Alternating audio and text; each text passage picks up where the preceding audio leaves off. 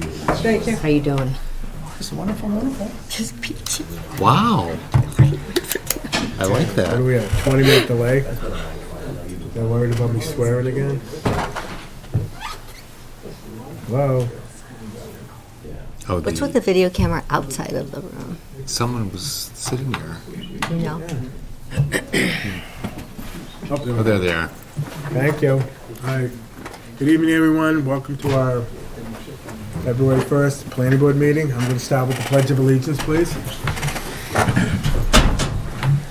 Pledge allegiance to the flag of the United States of America, and to the republic for which it stands, one nation, under God, indivisible, with liberty and justice for all. Thank you. First item on our agenda is the MBTA communities moving forward. I don't think it's any secret that we sent the second letter to the Attorney General's office. The select board had authorized the select board chair to send an update letter to the governor's office and HSE, I believe. Okay, well, we haven't heard anything, so we need to think about what we're gonna do moving forward, because we're in a crunch for time. We're looking at Springtown meeting to have something done, passed, approved by the Attorney General's office for December of this year. I don't think I need to tell anyone how important that is. We've got 15 million in the pipeline that's directly tied to the MBTA communities group. We have more asks going on, so we Yeah, I need can't imagine that the town would stop applying for grants. grants. Yeah, more grants, and we're trying to. Plus, we're looking for more MassWorks grants for the common infrastructure, the sewer infrastructure, things like that. So we have to do something by Springtown meeting. The Delisa had asked at last meeting to kind of talk about the quote-unquote 6 properties that are there. So I took the time to kind of go into all 6 properties and just rate them, not rate them, but talk about how they were. Now, people have been asking, we've been looking at these properties for 5 years, over 5 years. It's not like this just came about. I know, but I thought it would be a good idea No, just to and I kind of, agree. So I rehash. started with 245 Foster Street. That's the which is, can you highlight it? Okay, it's a 34-acre parcel. It's currently undeveloped. It's right next door to the train station, literally walking distance to the train station. The bylaw that we're trying to pass has a density of 15 units per acre, and we're only looking, the governor said they want 150 units, 15 units per acre. It's already been subdivided to a 10-acre parcel, and the remainder is a 20-acre parcel. So that has so it's vacant land right now. There's no buildings on it. It's got a couple of $1,000 it's paying in tax because it's raw land. That was the first one. That is the one that most of the planning board, or 4/5 of the planning board, thought was the best spot and brought it to town meeting. That's number 1. That's one of the properties we have to look at. The next one is right next to it, property number 2, which is a 10-acre parcel. It's industrial right now. It was just sold for $15 million, and the owners of that property are not remotely interested in a rezone of their property. It's right next to the train, literally right next to the train tracks. Doesn't lend itself to housing right there, and like I said, the property owners are not interested in rezoning it. The next property is the one right up after that, which is 10.38 acres, which would make the 150. It's got a new septic system in January of 2019. Okay, so which one It's is the the other 10? one, Okay, this yeah, is the 10. that one. It's that one. can you, Lauren, can you move it down so we can see where it is compared to the train station? Yeah, thank you, okay. It's an existing building now. It has 89,000 square feet of office space in it now. It's currently rented. Its assessed value is $5,088, and it pays taxes to the tune, I believe, of $129,000 to the town right now. Has a building on it. If we were to rezone that, it would have to The building would have to come down, the septic would have to obviously be replaced, and it was just done in 2019. So that was the next one, and when we walked through it, we didn't feel that was a viable site. The next one after How that, far is that from the train station? You remember? I mean, I know it's third of a within- mile. Okay, yeah. No, you're on the wrong one. You're the one, it's the one right before it, Maureen. No, Yeah, no, that's the one I'm talking about right now, that one. Oh, I haven't got It's to, about 20 acres, that's 20 acres. oh, 20, yeah, no, that's yeah. 19.54 acres, Okay. right. right. So you could put 292 units there. It's one parcel, 292 units. I skipped one, I got too far ahead. Its assessed value is 4.9 million, no, assessed value is 6.788. It pays 172,000 in property taxes right now. And we That- didn't think people would like that one because 292 units is a lot more than 150. So, 150, yeah. right. And you have an existing The new building. information that we learned from the process was that we no longer have to worry about being 20% of the total number of units within half a mile. It's 150, period. Okay. So. Does it matter how many acres it's on? I thought the density was on. Right, the density goes down for near the commuter rail station, the bigger the parcel is. So we're So- allowed. Wait a minute, Wait, that's wait, very It different is from what very we were different. told. It It is is very very different. different. Yeah. You're right. So that means we could put 150 units on a much bigger parcel of land. Yeah, if we get too big, then the density's gonna have to go up because the area will be very large compared to the King Street Common area. Oh, well, that's 20 So- acres, so so- that's, No, we're that's over. 40 acres over there, so. I know, King Street, I'm talking, this one here is Oh, 20. correct. Are you saying that So- the combined acreage of this station parcel and the parcel at the common would have to average, what is it, 15 units an The acre? density has to average. Density has to average 50, so the combined two parcels has to average to 100, to 15 15 units per acre. Correct, Okay. correct. Okay. So the higher the density is at the common, the lower the density needs to be near the commuter rail station if it turns out that the town does need to do some zoning near the commuter rail station. All right, so Because that's just, So- so it's not a lot different from what was at town meeting, which It is a lot different though, because we were talking, 229 units on 10 acres. yeah, but it would definitely be a 5 to 6 story apartment style. Whereas when we had public meetings, the preference that Emily walked us through, the preference was for something less density. So this new, With the clarification from HLC that Right. it's not 20% of the total number of units, it's 20% of the 750. So it's 150 units. You have I to still do. don't understand. So I mean- this- It was, we had talked to HLC early on, and that was our understanding from our initial conversations with them. We did Well, need to Emily clarify. kept on talking about the algorithm. Yeah, exactly. So that's different now, or? Okay. Well, I can't speak to whether the algorithm is different, whether the compliance model is different or not. It all right, well, was- let's, Our it is, understanding of it is, So we were to limit the density, to limit the total number of units, limiting ourselves to an approximate 10-acre parcel. Now, we have some flexibility to get the 150 units on a larger parcel with less density, correct. which was the stated preference of, the Everybody people that engaged with the public process. Is the parcel at 410 Great Road included in these calculations? No, no. Why not? It's, if you choose to rezone that to include it with King Street Common, you certainly could.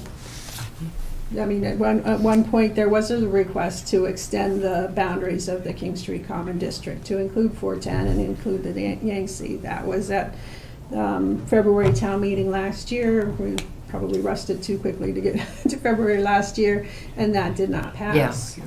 But, it's I guess that's a good thing about being able to continue the conversation, is that you can now reconsider what parcels you want to propose. If 410 were included in that, would that change the allowable zoning on 410? Because right now it's at 67 units an acre. Well, right now the planning board issued the special permit with a higher density, in part because it was going to be, because of the historic structure on the site. So we still need to kind of figure out what we're looking at. So that one was 20. The next one after it is 10. That's the one at the end of the road, which is about, what, a third of a mile away from the train station still? No, we're at close to half by the time. All you right, do that. half. That one has 89,000, almost 90,000 square feet. It pays tax, it's assessed at $5,088,000. It pays taxes of $129,000. There is a building on it. That's the one that has the new septic that was put in 2019. The next one after that is the Gutierrez property, which we're going to be talking about later on today. That one's over 40 acres. It's 46 acres. Right, and consisting of several of the parcels. Yeah.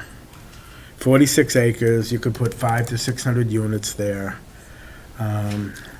It's vacant land as it is now. There's wetlands in there, but it is a vacant parcel of land. And like I said, it's at 46 acres. The next one after that is, or the last one, is across the street, the Monarch building. That one is 24 acres, all three parcels added together. It's got an assessed value of almost $13 million. It pays $303,000 in taxes, and it's 154,000 square feet. So the reason I think we probably, Your Monarch Drive? you're on Monarch Drive, the one. No, You're no. at it. Yeah, keep going down. No, the other Across the direction. street on Taylor and Foster. Yeah, Across this, yeah, down. across, No, on the, straight down from Gutierrez, well, to the right. to the right of Gutierrez, Yeah. right there. Okay. That There, one, right those- there. those- Okay, so that's the XRE building, that's not Monarch Drive. Well, isn't it called Monarch, whatever, no, whatever it's called. I forget what it's called, but that's the one, that's the Okay, last so you're one. looking at 300. I think it's Foster, Medtronics, is that right? Which is in. Yeah, it's 24 acres, so you're looking at over 360 units there. Sorry, I didn't 100 understand where you. Yeah, I'm sorry, I said the wrong thing. It's 154,000 square feet. It's worth, its assessed value is $12.9 million, and it pays $303,000 in taxes. It's got an existing building on there. I think when we looked at it 5 years ago, when we were talking about the rezone, we didn't think people are gonna knock buildings down to put something of a lesser value in there than they have in there. And there's no town sewer there. There's no town sewer in any of it.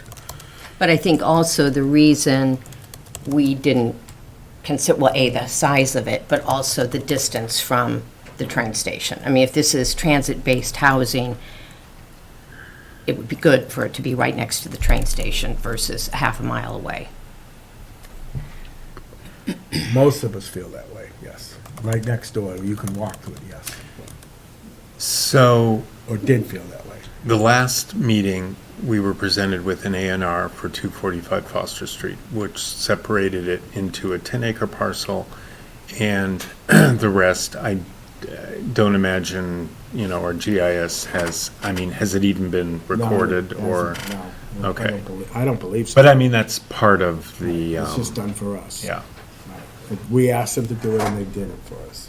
Right, because Yeah. back then, the Well, bylaw. because we thought we were limiting the number of Density. units by limiting the parcel size. Actually makes this better, because now we can spread them out. We can do- Well, I think that's what's interesting about the whole new understanding, because we were, with that density on a 10-acre parcel, we were talking about 15, units an acre, plus a parking, plus a septic system, et cetera, which would have, to get that, well, anyway, it would have been a large building. Whereas over the process, we you know, you remember the workshops Emily did, we were doing it on Zoom, so it was a little awkward, but people definitely voted for smaller, you know, aggregations of units, like fourplexes, duplexes, you know, eightplexes, 3 stories. More rural country looking. Well, or related more toward the scale of a single-family home. But not 1 acre lots, remember? Not We're 1 acre. staying- No, no, no, yeah, no, we're no. staying And- away from yeah.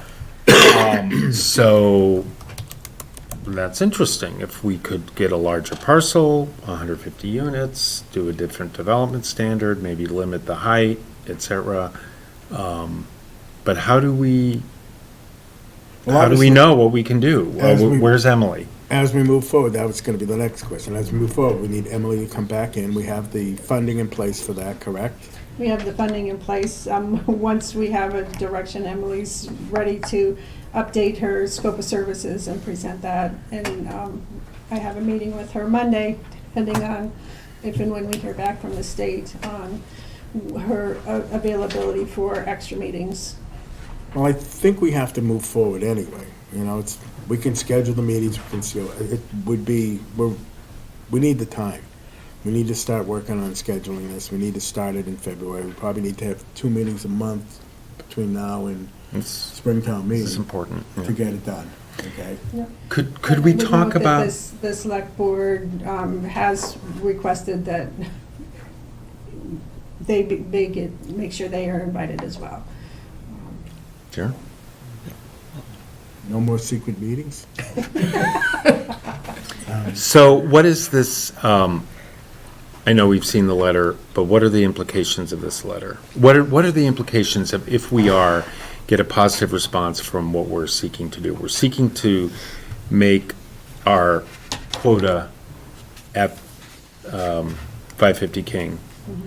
And with the quid pro quo of providing transit to, Right, taking The train into station. account that there is a quote bus stop at the 550 King Street right now, but the planning board's approval includes developing or requiring a shuttle service between the site and the commuter rail station. And the draft plans did include a transit hub area to allow for everybody that's coming out of their apartments or to a central area to pick up transportation, whether it's shuttle to the commuter rail station, et cetera. so what are the implications of providing, I mean, it's money, providing a shuttle service? Is that a town service? Is it a Lupoli service? Well, What are the details? What do we have to commit to for them to approve this? We just have to commit If they to do. it. We haven't figured out how to fund it yet. well, it's a requirement that it be developer funded. The planning board special permit requires that it be developer funded. And knowing enough about when developments go in, we always get a traffic study. In this case, the traffic study would probably go through MEPA. the state level, through the MEPA process. Transportation demand management is the new way of looking at, rather than vehicle trips. I'm not saying this very well. Rather than only looking at traffic backups and how to mitigate that by adding more lanes, how else can that traffic be mitigated? One of the best ways is a shuttle service. So between sidewalks, the shuttle service, that kind of issue can really reduce traffic levels greatly. And so having that as part of the planning board special permit, a requirement of the planning board special permit, that's to set the town up in a good place. So that's the request to the state, asking, if this is in place like this, with the zoning and the prior approvals, will the town be able to stay concentrated with the development at King Street Common? There's one other component to it. The 150 units that are here have to be added to the number of how many we've approved at 510. So that's significant.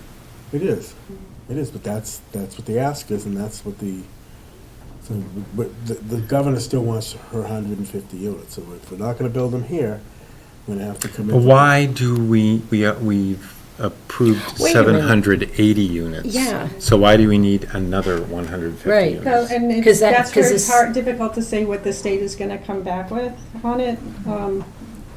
If, you know, if the state is willing to consider that an area at Littleton Common will function and will meet the MBTA community's requirements, the state doesn't want to feel like it's giving up anything. Right, once it's 150 units. That doesn't mean it'll ever be built, but we have to include it in the. But even though the 1,700 already exceeds the number of units. Yeah, yeah. 1,700. Right, I was Right, rounding. well, Yeah. right, and thinking about some recent Okay. approvals, we've approved 780 at King Street Common. 410 Great Road was presented as as Phase 5 of King Street Common, and that was another 285 units. So if you're looking at that total, the question to the state is Well, does this meet the requirements? I believe the answer from the state was no. They still want the 150 they're looking for here. They want it up there on top of everything else that's already been approved. Does the No, state yeah. want that, or does Lopoli want that? No, the state wants that. It was part of the letter to the state. And that's the letter from the select board. So the select board is well aware of Do this. you want to, yeah, they're all shaking their head back there. Yep. That's the letter from the select board. Yep. Okay, that the So- 150 had to be added to it. So So let's get- just say, let's say the governor, they say, yes, you can do that. Theoretically, we don't have to build anything there. Doesn't mean we wouldn't still, it doesn't mean the town wouldn't still want to rezone, but if there's no appetite for it right now, we would not necessarily have to rezone, and we would not lose any of our funding. Correct. That's Okay. my understanding. Yeah. Gives us more time if we want to do something else down there. Right. We're But- MBTA compliant after Right. that. Now, Okay. is it fair to say that we would pursue rezoning all of the parcels you discussed at obviously a lower density than 15 for multifamily Yeah, housing? or something else. Maybe we do it for Or just something that would allow a different? a different. Do you use. really see the town, let's be honest here, I do not see the town having an appetite to do that right now. I just don't. I mean, I could be Well, wrong. that I'm may off be. the planning board in a That few may months, be. but, That may be. but, you know. Nice talk. Yeah, Thanks. I know, Thanks for but bringing no, that but up. you know what I mean? We still have a think- vacant parcel Right. next to a commuter I rail. agree, I agree. Maybe but- we get something else. Maybe we get senior housing out there. Maybe we get affordable housing out there. The Yeah. governor has said, once we're compliant, there's the grant money, the one-stop grant money, they're looking at $4.5 billion worth of grant money to maybe build some senior housing, maybe Right. build some affordable, maybe we do something else out there. But it gives us the flexibility, the option of taking our time and doing that, as opposed to just putting 150 multifamily units out there.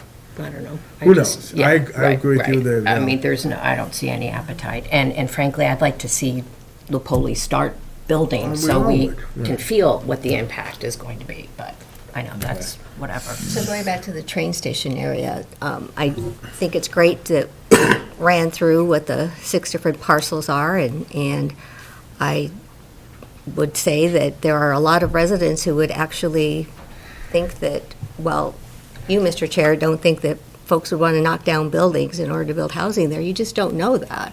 So one of the options, obviously, is to look at all of those 6 parcels. And perhaps there's going to be a way for us, once we figure out what the density numbers are, which shouldn't be that difficult. I mean, it's really taking, the number of units divided by the number of acres, and then figuring out, okay, so how many units per acre can we get? Maybe it's distributed among not all 6 properties, maybe it is all 6 properties, and just be able to allocate it among more properties, because I think that's an appropriate compromise. Well, the other thing, I think you're totally missing the point. We have tax money coming in. People want to lower their taxes. If you have a couple $100,000 coming in tax and you have a vacant piece of land that's zoned industrial, that nobody wants an industrial complex out there, doesn't it make more sense to look there first rather than knock a perfectly good building down that is paying taxes and is viable right now than a vacant? That one or the Kateras property, either one. They're both empty spots right now. Well, we've zoned in the past in Littleton, and we've zoned for an area. We haven't spot zoned. And by just zoning the one area, we're spot zoning. And so to be able to spread it out, especially now that we have the ability to get different density, then I think that should be considered an option. I'll So, push back on the spot zoning a little bit. We know that transit-oriented development, 30 acres near the commuter rail station is not spot zoning as a legal term. So we'll push back on that piece of it.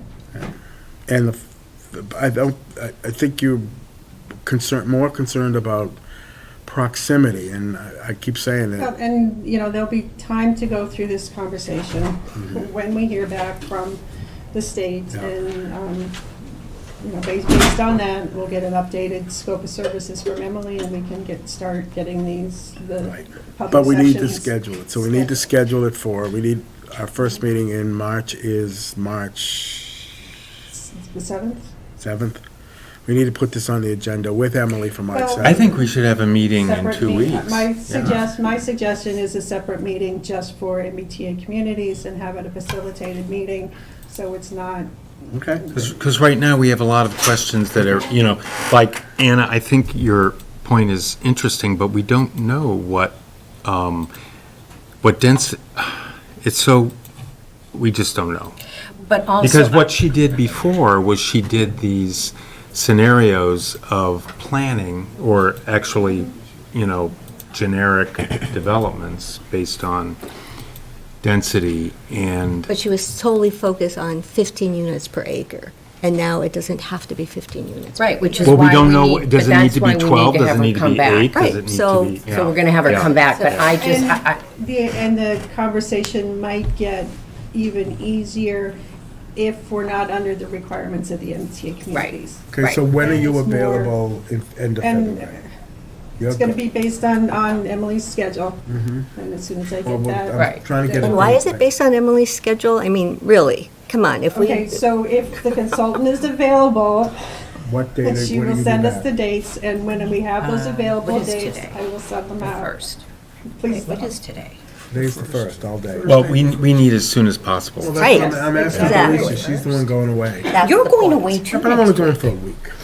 Yeah, no, I'm back, I'm just gone next week. So can we do something for the 14th, Yeah. 2 weeks from now? and I Valentine's would Day. suggest that if you're available any night of the week, then Yeah. get that anyway. scheduled. That Why is don't you- Valentine's Day, but Oh. it's okay, I would give up Okay, Valentine's so why don't Day. you Done it check with before. Emily's schedule Absolutely. and get back to us, but that week of the 14th, we should plan our kickoff of what we're doing, obviously. But I do want to say Yeah, one and thing then so too. we'll be able to get a series of meetings set up. Okay. I do not think this town right now is in any position to lose any tax revenue Absolutely not. at all. I mean, especially after what we saw at the last Well- town meeting. So, that, I think we just really need to keep Well, that the in other part of in that mind. equation, the reason I brought it up, is the governor's not stupid. They know that if you got a $15 million building, you're not gonna knock it down to put a $20 million building up in its place. And you have a septic I system mean, I already can't in speak there. for the governor. I just It's not. thinking about the finances of this Well, and I town. disagree. I mean, it could be 20 years before something is built, and who knows what the property owners of those particular sites are going to want in 10, 15, 20 years. The It's not government- like something is going to happen Or it could be, tomorrow. or it could be a year. It could be 2 years. Well, There's no way of knowing. Okay, so if you took the strategy that this whole within half a mile, we zoned it under MBTA Communities Act, and you took the assumption that few of these projects would be accomplished, but maybe on the vacant parcels, they would be accomplished. But it would mean that in the future, we would have multifamily housing in this Everywhere. part of town. And, I don't know. What do you think? I mean, people were upset on just one parcel, much less All Well, of I it. think Six it's a parcels. function of how we are able to separate it out. I mean, we haven't had a conversation about that, and so being able to talk about it, if it's 150 units, maybe it's 50 units spread across several different parcels. Maybe it's 75 spread across 2 parcels. I mean, I don't know. until I don't we- either, Right. no. So we need to just get those numbers Yeah, defined. but that's what I guess what I was saying, that in the future, you talked about a 20-year thing. In the future, should we look at that part of town with these parcels as a potential just multifamily zoned? Want to zone the Area. whole thing? We have enough problems, as you just said, we have enough problems with one. You wanna Well, do them all? I'm just, If you zone more than one parcel, the anti-traffic people are gonna go bonkers. I'd like to still live in this town, you know, if we pull that one, when we try to push that one, I don't think we're all gonna have to move. Anyway, all right, we've taken our half hour, so we're gonna schedule it for some time. Well, obviously, we have to make everybody aware that wants to Yeah, come. absolutely. Okay. But that week of the February 14th. We'll take Okay. care of that. Yep. Thank you. Okay, 6:30. Mr. Chair, Yes. before we proceed, Okay. can I please ask, what is that extra camera in the back for? I have no idea. It doesn't even look like there's anybody there. Not in use. It's not in use. It's just sitting there. It's also facing the wall. Okay, just wanted to make sure. Thank you. Okay. 6:30 minutes from the prior meetings, August 18th and January 11th, So it was August 18th, 2022. 2022. How did we forget that one? Well, I think I was away that day. No, actually, it was a ZBA meeting where quorum planning board was present, and we had gone through the ZBA meetings were all posted, so all we had to do, and that was was it the gun? Oh. Oh, the gun Cooper. stuff, Oh, yeah, Yeah. okay. No, that Cooper. was the Cooper Farm Estates Okay. ZBA decision, so Lucia was kind enough to grab those minutes that she had already done, turn them into planning board minutes, and that's what was presented. Anybody even look at them? I did not. I did not. I read them. Read 'em? Are you good with them? I read them. Yeah, except I didn't understand that it was a different meeting. I thought that somehow all these other names had migrated in. What about the January 11th? Any good? Anybody have any questions or I was concerns? good with that. Mm-hmm. So then I'll entertain a motion to approve the August 18th, 2022 and the January 11th, 2024 meeting as presented. I'll second. All those in favor? Aye. I will abstain from the August 2022. Okay. Thank you. Bills for, No, bills? No bills? We don't at owe this anybody any point. money? Okay. We're just still getting caught up with the prior bills. GIA peer review contract follow-up? So we had a letter back from, Rob's not here. So we had a letter back from Jim Thorne and co. That just outlined the updates that they would do in the process, and that was part of the meeting packet that was posted. They were responding to our comments at the last meeting. Correct. And I was sort of impressed that they responded in such a detailed fashion. They Not- do everything detailed. I know, everything's detailed. We bought the I Reader's mean, Digest for they did hear that they are, maybe doing too many peer review. I'd rather have more detail than not enough. Okay, well, I'm just, Okay. Anybody have a problem, so we can sign this, send it off? Well, you already voted to extend the contract, Yeah. so. Okay, but I thought that was very responsive. Yep. okay, great. Member input updates for the following projects: Northern Bank, Hanger Homestead, 550 King. I have a sort of update on the open space and recreation plan. The committee has accepted a draft of it. I didn't have a chance to check, but it should be on the town website under the open. Do you know if that is? I think they were going to try to, we had a big discussion of it at the meeting last week. They were going to try to post the draft for comment. Part of the process is it's submitted to the state, and it's requested that the planning board convey a letter of approval or support. So I'd encourage, if any of you are interested, well, we will be asking us to vote on a letter of support, but also if any of you are interested, to take a look at it. It's quite lengthy. It's got a lot of interesting planning details in it. It was the result of a lot of input from a lot of people and from various interests in town, from open space to ag to recreation. There were public workshops, which were pretty well attended, 2 of them. And so I'd encourage everyone here and the planning board to take a look at it. And this would be your chance to comment on it, but I think the committee would like support. And it's on the town website. Under, where would Are people you- find it? Well, No, I We- see the we haven't found it yet? 2018. I don't see the updated one at this point. okay, because we did, Alicia was going to, I think, spearhead that, but it's also possible the Maybe planner. I'm not looking in the right Okay, spot. well, that's an issue because it needs to be, available. Don, do you have any? No? No. Okay, I haven't looked yet. yeah. I would think you would also get it directly. Well, yeah, I haven't gotten the draft, so it's possible that hasn't been issued yet. But anyway, it's coming up soon. They do have a deadline. They want to get it in. Yeah, they're looking towards the end of the week. so- Yeah. Okay, so anyway, what I had done is we dusted off the last 5-6 years ago. Right. Planning board support of the open space and recreation plan. When it goes into the state, I would recommend that you vote to support Yeah. the OSRP, the draft OSRP. Yes. Okay, what about, So if I could, Can we vote now to support it? Just to take that off our that way, list? then Mark can sign the letter and that can go off. I'd appreciate if we were able to do that. I'll entertain a motion to support the open space plan as that was, even though we all haven't seen it. but Right. There's nothing in it that Yeah. you would, Would be upset yeah, about. no. Okay, I'd second it. all those in favor? Aye. Thank you. Okay. Yeah, Is that thank ready you. for your signature?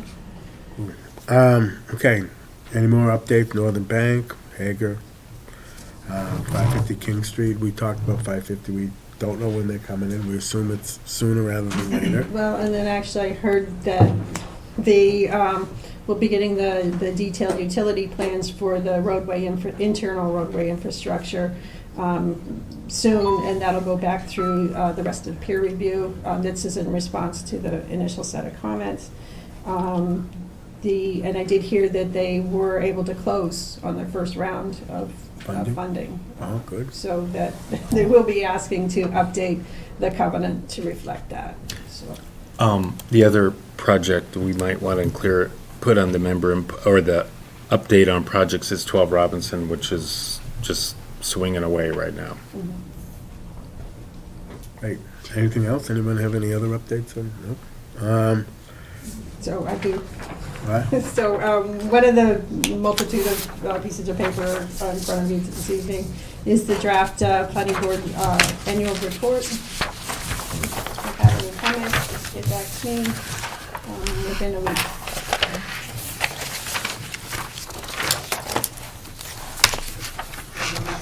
Other additional information that I hadn't finished out yet was just all the planning board meetings that we did on the MBTA communities. Come on and get one. It was underneath this. So it's pretty, I'm surprised you could get it all on one page. Oh, is it Back two? and forth. Oh, Yeah. okay.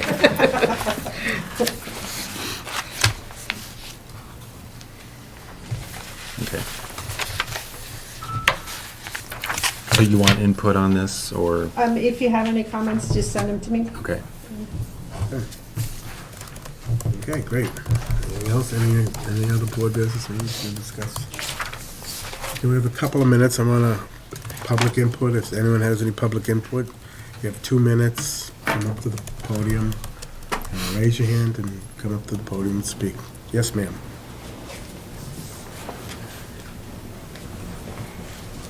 Don't make me watch the clock, though. Thank you. I'm Janine Wood, I live at 12 Christina Street. I am confused at how you're speaking about the MBTA parcels.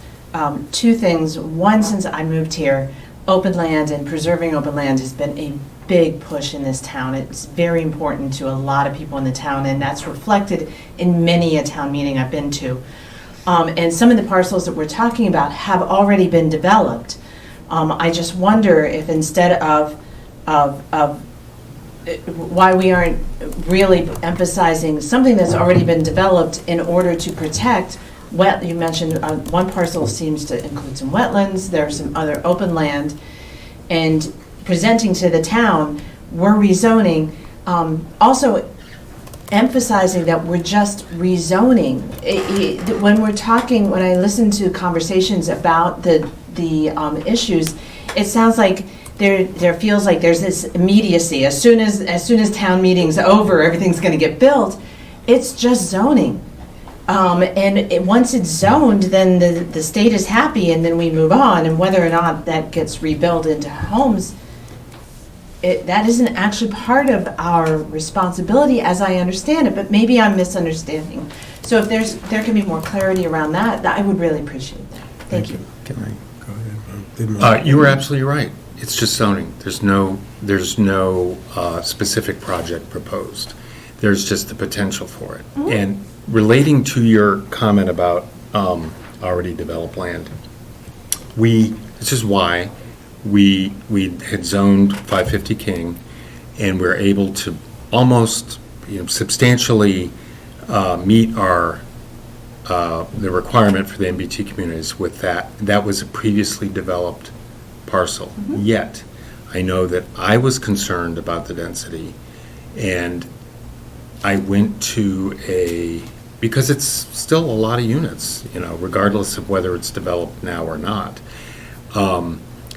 I went to the proponent agreed to sort of like a balloon test where you like put a balloon up to the height of where the building's going to be, Mm-hmm. and it was in the middle of the parking lot. It was completely dwarfed. That's a 2,000 car parking lot. Mm-hmm. So, as we talked about before, we're still trying to get all of our requirement for the MBTA's on that site, which would relate to what you were saying. Now, the parcel that's the other thing is, the other sort of counterbalancing thing is, while the 245 Foster is undeveloped, it is directly next to the commuter rail station, so how could it be not, and the intersection of 495, it's not like a bucolic, we have 495, we have Route 2, we have the commuter rail. It's, anyway, I think that if people not in our community sort of went up a level and looked at that, they would wonder, well, you have a vacant parcel next to the commuter rail station. That also, can I interrupt for a second? Yeah. That also is owned by somebody.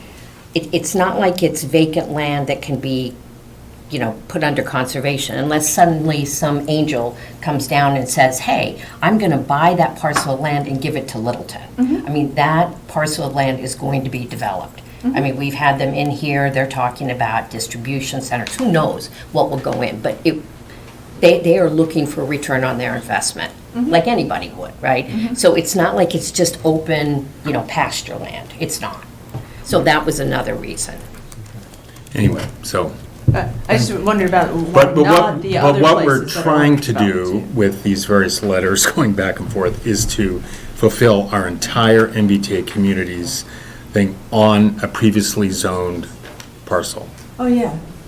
It's just, the other places are already built up. It's like, I'm just wondering, coming to town meeting, it's like, it's already developed, so we're gonna just rezone, so if they wanna redevelop it this way, good to go. The state's happy. That Well, one thing, I want to talk about that, because we were under the impression that the state would not be happy with that the state wants housing developed, and they would not be happy with zoning parcels that weren't going to be be for housing.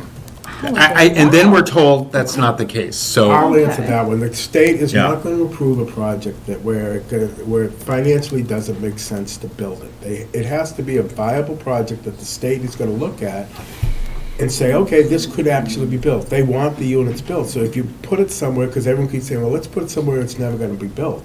You can't do that. The state's not stupid. They're giving us millions and millions and millions of dollars in grant money. They want to make sure that their MBTA communities are, the people are doing the correct thing. Meaning, you can't take as I said at an earlier meeting, you can't take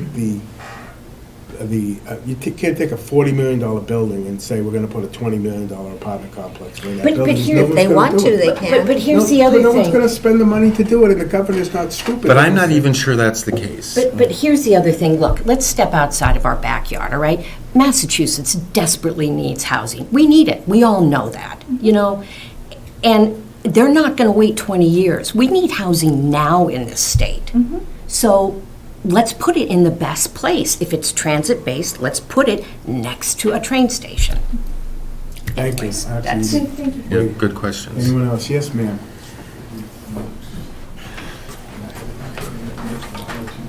Hi, I'm Christine Brown, and I live on 57 Grist Mill Road in Littleton. And I just want to piggyback on that conversation. So you're going to put this housing here in the crux of these two freeways. That's a lot of asthma, that's a lot of pollution. That's why we need trees there, right, to soak up all the pollution. So it would be healthier. We want to also build healthy housing. It would be healthier to have it farther from 495, right? And I think walking from that further parcel is not that big of a deal. And the tax revenue, won't it simply be replaced by the property taxes collected from the housing there? Like,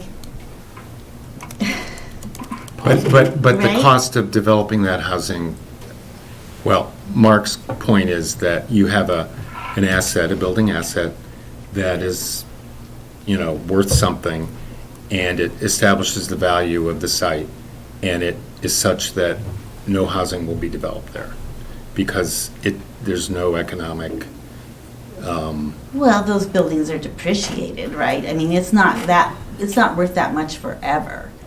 And They're actually going up. The buildings are, the point is, we already have funds coming into the coffers right now to the tune of $200,000 for a building. Do you want to knock that down and get another $200,000 just because it's housing now? yes, because housing is more valuable. That's what our people need. But do you understand though too that piece of land right next to the train station, because it's zoned industrial, something is going to go in there. Some of us felt like, okay, so if something's going to go in there, why not have it be housing? Otherwise, it's going to be, let's just say, distribution centers, right? And then you want to put more housing down the road. That's like a double whammy Kill on two birds Foster with one Street. stone. Get Do you rid see of what I'm it. saying? I understand that, but it's not a healthy place to build housing. I agree with you, but there are whole neighborhoods in Littleton that are built right next to 495. Right. And we're told that we can't get barriers because, I don't know, Maren, why can't we get barriers? Because it's not low-income housing or something? I don't know. I've talked to you about it, and you need certain criteria and whatever. I don't disagree with you, but it has to be near the train station. But you're saying use one of these other parcels that. Right. Yeah. It seems like there were other choices that might be better. Then what do you feel should go on that parcel? The one next to the train station. I don't think it should be developed. I think it should Well, it's stay. going- But It's going to be. It's owned by Unless the somebody. town would buy it. Yeah, which the would town have doesn't to have the buy money. it. And there may be other reasons for the town to buy it. There's rumors or we need additional leach fields for things, we need playing fields, this and that. But, we have a couple months to figure out what to do. Well, I just ask that you don't undervalue the health of the people that are going to live I there. think that's a fair point. And undervalue the trees that are doing Well, the there service. aren't no really a trees lot of there. trees on that site. It's, Well, the wait, Google Maps. what were you going to say, Bartlett? Just there's no area in that circle in half mile that's not, next to 495. Right. There are. Every parcel. is 550 right King next to Street is right next to 495 as well, and we're putting 1,000 units up there. Thank you. Gary? 2 minutes, Gary. 2 minutes, Gary. I'll be quick. You're the expert on the letter, right? Yeah, I'll speak a few. Gary Wilson, 1 Wilson Lane, and Chairman of the Select Board. So just quickly, I had mentioned the joint meetings, I think, so that we're not left in the dark, and I think the more minds at the table, we understand what your charge is to get done, but I think us being there, we heard the people also last year, and I want to just make sure that we're all part of the same message. Going in the same direction.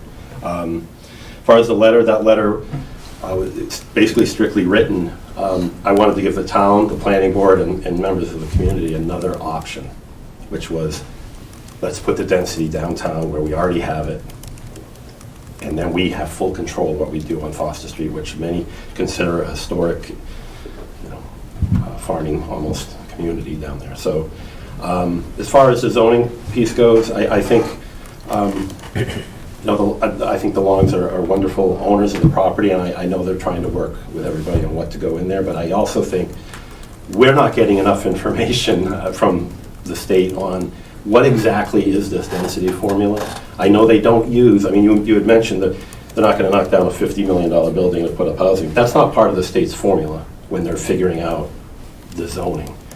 So there's a difference of opinion. I have a little bit with you, Mark, on some of this. I would say that we are meeting, unlike many communities along the MBTA, we are meeting already at 140%. If we did nothing, but except allow the Poli to build the 780, we've met 140% of the state's requirement. I think we would get away with just zoning right now. So we're getting into this conversation of tax, we're going to lose this tax revenue, we're going to get that, we're going to lose this tax revenue, we have to zone there. Well, to Ms. Houston's comments, part of me is sitting there, let's zone that whole side of the road all the way up to Taylor Street. I don't care if they build there in 30 years. We didn't think they were going to build 1,000 units, where IBM was either. So it's going to be gradual. I don't think the state's going to sit there and say, wow, they really messed us over. They know Littleton's meeting the housing need. We've got it, 140%.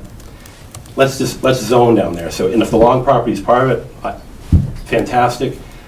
I think it should go to town meeting, and we'll have these conversations, I think, in a joint meeting. If we have to have every one of those properties listed on the warrant article, and we amend it on the town floor to cross them out, okay, the town doesn't want this one at all, this one at all. And then that's where I think, I'd like to end up, if it's possible legally, to get there, and we zone multiple properties. But I think getting this answer to the density on. What if every property is voted down? But I thought we couldn't do that. Remember we talked about, Lauren, remember we talked about doing that, like, can't we give a choice at town meeting? Because that's what we originally wanted to do. That's what we wanted to do, but we were told that we couldn't do that. Right, no, the question before was either or. Right. If the question is all, and then I thought we had to come with. Then it's a failure of the article. That's a good. It's a failure of the article. Yeah, because. Reducing the area is within the 4 corners. Because we did talk about doing that, about coming with a choice, and we were told we could not do that. We know we can't do an either or article, but if you were to do a list and then.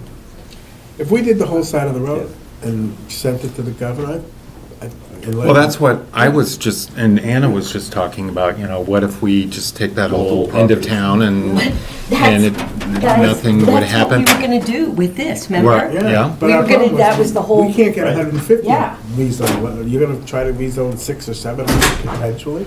Remember people But freaked out? that's something we have control over at that point. So I'm just saying, the model is 150 units. It sounds like the density issue of those 150 units has been relieved or was misinterpreted by our contractor that we paid a lot of money for. We were given the advice early on from HLC that it needed to be of the total, and then they. So they changed the heard law. They didn't again. change the law, they changed interpretation. Then Right. they It's still gonna clarified be that it was, a number 150 of units, total, whether but it's 150 or This was 140. not, yeah. Still, Right. People seem to be blaming stuff on Emily. This was not our So, consultant. Gary, Yeah. if we take a multi-part, this 15-acre, we were really stymied by the 15 units per I acre. remember. And now that that's Well, that's still across the entire district. Across the Right. entire district. So So that's the larger thing. the- So we'd have to blend whatever's happening at 550 Gain, and that's why we need our contractor to help us Yes, do yes. that. And that doesn't discount being able to do, in the future, maybe a redevelopment overlay district for some of the. But it could additional mean that we could take more than one of these parcels with a lesser density and meet our requirement, if we're not allowed to put everything. And whether it's in built, like I 550. said immediately, I really, in my heart of hearts, don't believe the governor is concerned with Littleton meeting the housing need. We have to meet the zoning need, because she's not just going to let that go, because the other communities are going to, they'll raise the flag. No, they're- But she yeah. recognizes, if we were in a position where you didn't already have 140%, We'd be We'd be under the hammer. with that whole I'm Right. sorry, Mark. Yeah. So the other thing, I felt the last joint meeting we had where select person Morrison pointed out that most of these MBTA communities have the train stations in already developed Yes. downtown areas. We really are unique. We really are unique. And I thought that, I don't know if that's an Well, I argument don't, that's yeah, I been could made. argue that both ways. I don't know if unique is good in that respect. I think it is You know? good, because we're taking our But- town center and we're zoning, we're. Right, right. But we don't have the, anyway, that's an Yeah. aside. yeah, I would, when we've mentioned it, when we're meeting at the MMA and we're talking to some of the governor's folks, we've been down there a few times in Boston now, talking about it. They know what we're doing on Foster Street as far as complete streets. And it's going to be a very walkable, bikeable road all the way up to Balsam to take care of any movement there anyway. So I just think all of those areas should be in play, whether they're planning on selling and building, or I really don't think it matters at the end of the day. It should be open to all of I them. think we should, I would hold the governor to the law that we're being held to by having to build it. I would hold her to the law that it doesn't say you have to build there within a year. no, but the thing is, but Gary, think about it from a business perspective, right? I mean, if all of a sudden something is rezoned and we know there's a huge need for housing, Yes. somebody's going to come in and build, because they can make money building houses for people who need houses. It's not going to be the governor who's going to make that decision. It's going to be private enterprise. It is. Well, how do we sort through? But we can have these meetings, so I don't want to take up all the Well, time. but while you're here and people are here, Yeah. I want to bring up a couple other points. The need for additional leach field, the need for additional playing fields. These are all things that have been mentioned about, 245 Foster. So how does that play into this? We work with the planning board, works with the developer to say, we'll allow some of this stuff, but you're going to put a ball field in. Right. Well, those are you guys do that all the time. Yes, So I think and there's unsuccessfully, options. but, because then they turn out not to be big enough, or whatever. all right, thank you. Thank you, Gary. Okay. Mr. Sanders.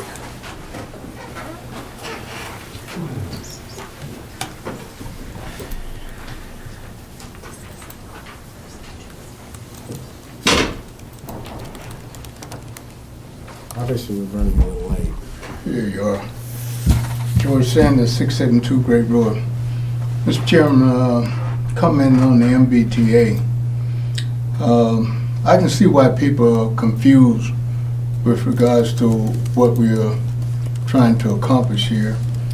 And I think, one, it's a community that needs to be considered down at the MBTA. You need to be getting the information to the people for the people to understand exactly what's going on. This consultant that you had for the planning board here, I understand they approved another $30,000 for her to work with you. My opinion is that I think that she drug her foot in getting information in here about this MBTA community down there. I hit most of the meetings that she was at, and very seldom I ever heard her talk about density.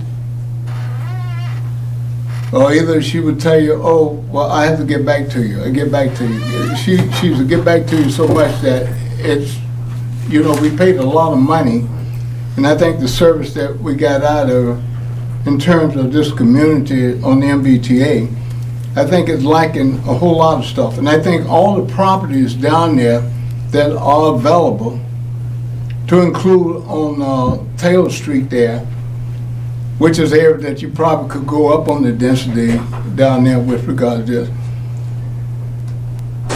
I've been around and I've seen a lot of things. It is under the Baker administration that this housing thing came about. Now in Drake now, they're having MBTA discussion on that, and that was in 21 when Baker said that Drake had to put in over 1,000 MBTA housing, plus they had to use 50 acres to do that. So they are now discussing that issue. We don't have nothing considered to the size of what Drake has to deal with. I think the best way is the zoning aspects of this. I think you need to get the people involved in that area and let them sort of kind of agree to not agree that they prefer to see it here or they prefer to see it there. And writing the bylaw is the easy part of it. The hard part of it is getting to the point of finding a location that you can build on. And the thing is that the governor said that those units that's going forward with this program, they're going to, I think it's over $1 billion that they got, they're going to immediately start feeding money into those communities that's willing to go forth with building these houses for the MBTA. I would suggest that on this MBTA, that y'all have meetings with the community and have that consultant that, since we done paid her another $30,000 that we have in the wing for her, that she be there to answer questions that the residents have with regards to what about the density here or there or whatever the case may be. And like I said, the letter that I sent to you, I think one of the things that we'll have to be concerned with, and I've asked that question to her, she never answered it with regards to what, are you talking about septic system or are you talking about tying in to Lilton sewer system? She never answered the question. Somewhere along the line, that's going to come up with the developer and the town and the state. So we need to make sure that the people who are going to go to the town meeting have their questions answered from this planning board based on the information, the best information that you have available to give them in joint meetings with the select board. We need to get this resolved because we have a lot at stake with this town if we don't get it approved and give it to the state by December of 24 this year. So we have no time to waste, and I hope that someone would reach out to the consultant and let her know what it is, the type of things, that questions that we would like for her to be able to answer for us when we hold these meetings. I thank you. Thank you. Yes. One more and then we'll move on. Good evening, Jenna Brownson. I live on Harvard Road, and I am not here in my capacity as a member of FinCom. I'm here to share my dismay with the process. It was my understanding that you all voted on a special permit for a cannabis retail license that was going to go back to the select board, and that they had decisions to make about that HCA. On the 22nd of January, just a week and a half ago, Town Council came into the Board of Selectmen meeting and talked about the new law. The new law includes a social equity program, which would be something that, were I to be able to move forward, would absolutely be making sure that that was a component of that business. It's a financial benefit to the town to award an HCA to a social equity applicant. in addition to making sure that the company itself is owned by poor people. 100% of the profits from that business would go to poor people who live here in town. I really don't know what to say other than we have a really rare opportunity to do something that's meaningful and good with a license that came into existence from a public vote, and I believe it should go to public good.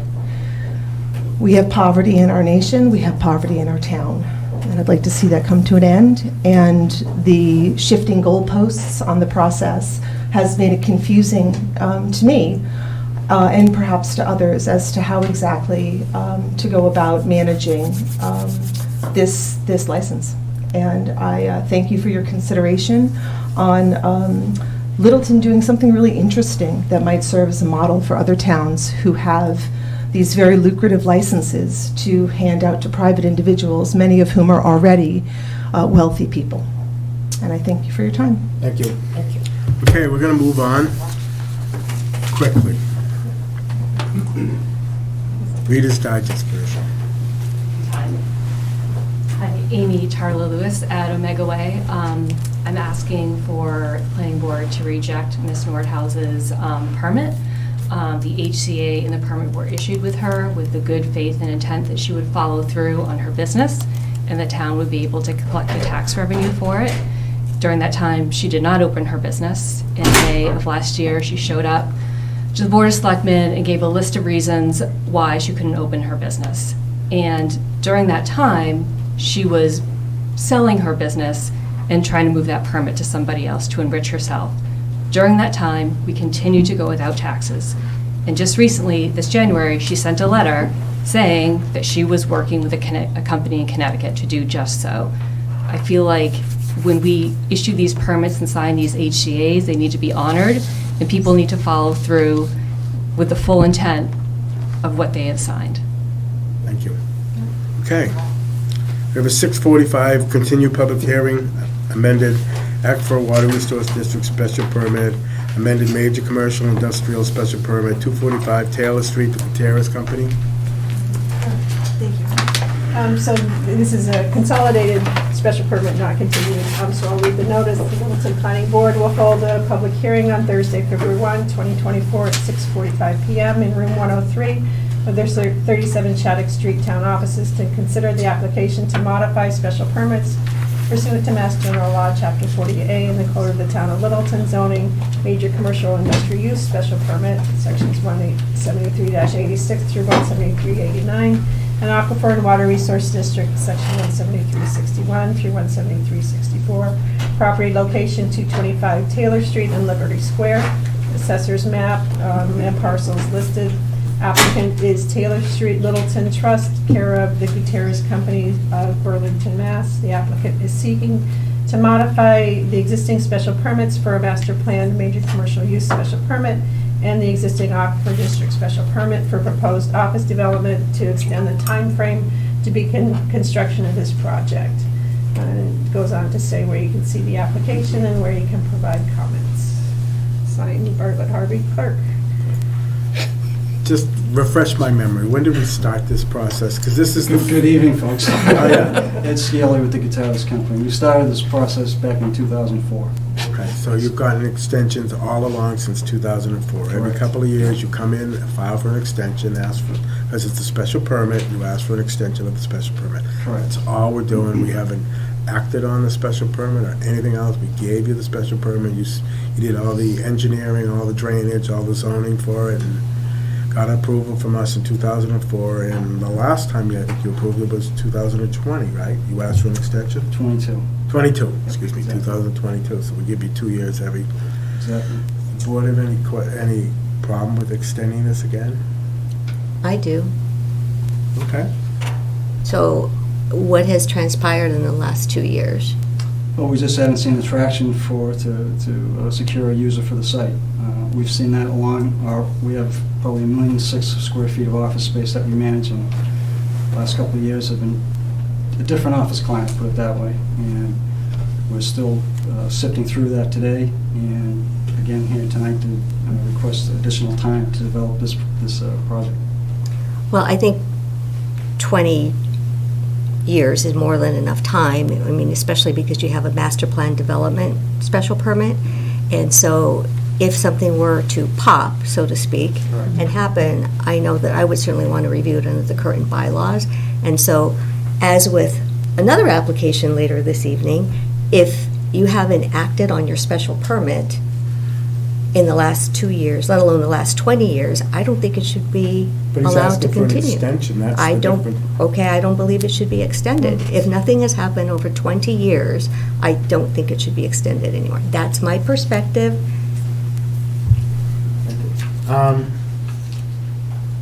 It doesn't change the zoning, it doesn't change anything, there's still the original applicant, they just haven't, it's, you know, if you can't find anyone to build it, why would you build a building? You want a big empty building up there, you want to build an empty building? Well, you know, the economic situation has been such that taxes are being paid, everything's We being done. continue to maintain all the entitlements for the project with the state, Conservation Commission. The engineering still complies with current zoning, local and state. I don't see why there's a problem with the fact that they want to just protect the zoning, the special permit that they had, and they've been doing it well within the confines and the provisions of our bylaw. They come in, they ask for an extension, they bring us, they meet with us, ask for the extension, they've done it a number of times. I don't know. Correct, they've done it for 20 years. Can I piggyback off Hannah's comments? Have you considered other, I mean, are you to the end of time? Mrs. Sweeney, would you please sit down till I call? I want to be, No. I want to be heard before any decision the board makes. Mr. Sweeney, You've been please sit sent a down. letter for cease and desist. Mr. Sweeney, please It's sit down. delivered today. Please sit down. Okay, but I want to be heard before any decision the board makes. Sit down. Okay? There's no problem with that, right? Please sit down. Okay. Please sit down. I'm asking you to sit There'll down. be no problem with me This speaking. gentleman is speaking right now. Yeah, he's speaking, okay. I have to speak after he's done. Okay, before any decision is made, because the Gutierrez Company right now is. Please sit down. Before this board illegally. Please sit down. Go ahead. Yes, sir. Your question? So the question is, over these last 20 years, have you reconsidered your plans or? Yeah, I think that's. I mean, you're in contact with the users, you're in contact with, you know, the whole world of commercial real estate. Correct, which is, it's been a struggle. It's been in every aspect of it.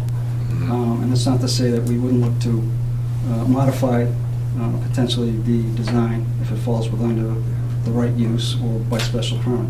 And that's why it's key to keep the engineering in place, supported by these permits, because we can react, you know, if a user does commit to the site. So I guess if we didn't continue the special permit, there's no other plan for the site.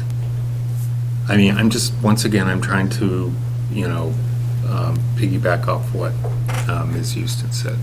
Well, I mean, not continuing the permit would not move development forward on that site. Is that the case? You have $300,000 worth of drainage and engineering. No, I guess my point is, I want to respond to Anna. I mean, if we don't extend the permit, we're that much further away from anything happening there. Well, maybe they would be open to something totally new. Well, that's what I'm asking. Have you had people look at it to purchase the property? I have not been directly involved, but yes, I've heard, I've been privy to some of that. But again, I'm here tonight just before. We know that's the case because people have come in to talk to Myron about potentially other uses at that site and other configurations at that site. So there are people trying to look at it, but you have to have the drainage, the site plan, everything. They spent hundreds of thousands of dollars. Why would you not keep that in place so that somebody else might be able to come along and eventually do it? And also, we keep hearing people don't want more development, so why do we care if this hasn't been developed? I mean, I agree that, I mean, from a business perspective, yeah, you want to maintain your investment, protect your investment. but okay, so you haven't found the perfect tenant, so, I mean, to me, that's not bad. I don't see a reason It's why less we- building. I don't see a which- reason why we shouldn't continue keeping it going. No, to give I don't them- have a problem give them with more time and continuing. more options. It's just, I don't have a problem with it. Garlic, you want to weigh in on it? Well, I don't, from what I can see of the large plate office building market with 2 empty buildings in town, I wonder why they're continuing with this particular plan, but I don't see that there's, I don't think that that's a reason not to vote to do this. I don't think they're continuing it with that in mind, but what they want to continue is all the paperwork and everything else, all the drainage, all the engineering that's already been done. They go part and parcel together. So I'm not saying that you're going to see 600,000 square feet of office space up there, but you have everything already done. That is what the drawings show. They are, Two, but- 3 large buildings, but, yeah, I mean. The drainage and everything else. why is- would we want to punish somebody just because they didn't do something for 20 years? I mean, as long as they're maintaining their investment. I think this goes back to good cause, right? I mean, bylaw 173-7 says a special permit will lapse if a substantial use or construction has not sooner commenced except for good cause. There is no good cause here. Unless you Yeah, ask the for an economy. extension. They've been asking for the extension all Right. along. And That's the difference. People aren't building. I mean, there are office other examples buildings. in town. Gray Farm, you know, those houses haven't been built, and, They could- you know, do we want to go to them and say your lots are kaput? Sorry, you haven't built more, so we're gonna, So there's the point. The point is, you have a subdivision that's here, you have a special permit that's here, you have all the engineering that's been done on them. We don't know what ultimately is go out there, but do we want to throw everything out and let them start from scratch? And So, Mr. Chairman, can we hear from Mr. Sweeney and then, absolutely, I just want to make sure we're done with Mr. I Scioli. think we are, well, whatever, I'm sorry. Are you ready?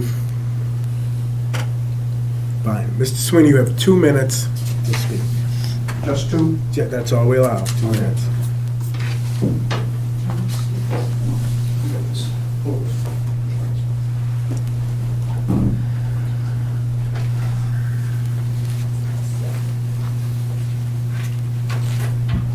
My name is Dennis Sweeney. My sister and myself are 50% owners of that piece of property you're talking about right now. Gone before the Superior Court for 6 years in a very torturous process. The judge just ruled that the plaintiffs, that would be the Gutierrez company and the siblings, the 4 Gutierrez family members, just ruled they dismissed the case with prejudice. That means the Gutierrez company is before you. They have no ownership interest in this property at all. They have no contracts with the Sweeney family at all. They have no agreements with the Sweeney family at all. There is no trust. They put in their letterhead that there's a trust involved. That expired many years ago. This is a fraudulent attempt to take a piece of property from a family in Littleton who's been a long-term taxpayers for 60 years. We have fought with against the Gutierrez company, their law firm, 14 judges, 4 Boston law firms. They're all involved with fraud, perjury, federal crimes. I'm about to, right now they're in contempt of court. Just being here at this hearing. They ended this whole lawsuit for 6 years, was just discharged. And I want to give, and I already sent a copy, certified mail to this planning board, was received today. Apparently no one's read it, but it's a 14-page cease and desist letter from every member of this board. we have it here. And also I have Exhibit A and A1. And those are the determinations by the judge, and by mistake I called him Judge Brent A. Tingle. I put junior, that was a mistake. He's not a junior. But anyway, this whole idea that the Gutierrez company is still trying to bull their way through and bully this family of 60 years taxpayer in the town is never going to happen. Gutierrez Company is out. They have no capacity, no authority, no jurisdiction to be even before this body of planning board. This is an outrage. For them to, after the judge told them the case is over, we had them, February 5th was going to be our 12-man jury trial. All these people ran. They ran for the exits because they realized they'd have to go before me prosecuting them on all the criminal acts that they've created for the last 7 years. For this board to even consider them right now is implicating the town and implicating each one of you individually are going to be part of a major lawsuit if this does happen and this board allows this. Now, I just listened. I live up in New Hampshire, so I don't attend meetings here. But I understand that you have a housing problem. Well, this 58-acre site is owned by the Sweeney family. Gutierrez has nothing to do with this property anymore. Let them prove or show you that they have a contract with the Sweeney family. Let them show and prove that they have any standing here or any capacity at all. This is nothing but a hustle. And this hustle's been going on for 23 years. They promised us certain things and they reneged on all of them. They promised they'd build buildings. They promised they'd file a partnership. They never filed any partnership. They came in here as interlopers, and they came in here in the town with the idea that they're going to run over a family, they're going to take advantage of a family, use high-powered law firms, big finance, major real estate developer, and try to use a corrupt, 14 judges have heard this case. Not one of them has ruled correctly on it. Every judge, every decision they made is a default judgment. And I'm not done with them yet. I'm still filing papers with the court. I'm going to be filing default judgment.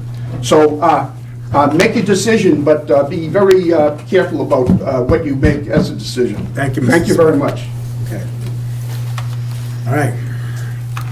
Yes, Mr. Sanders, you have 2 minutes.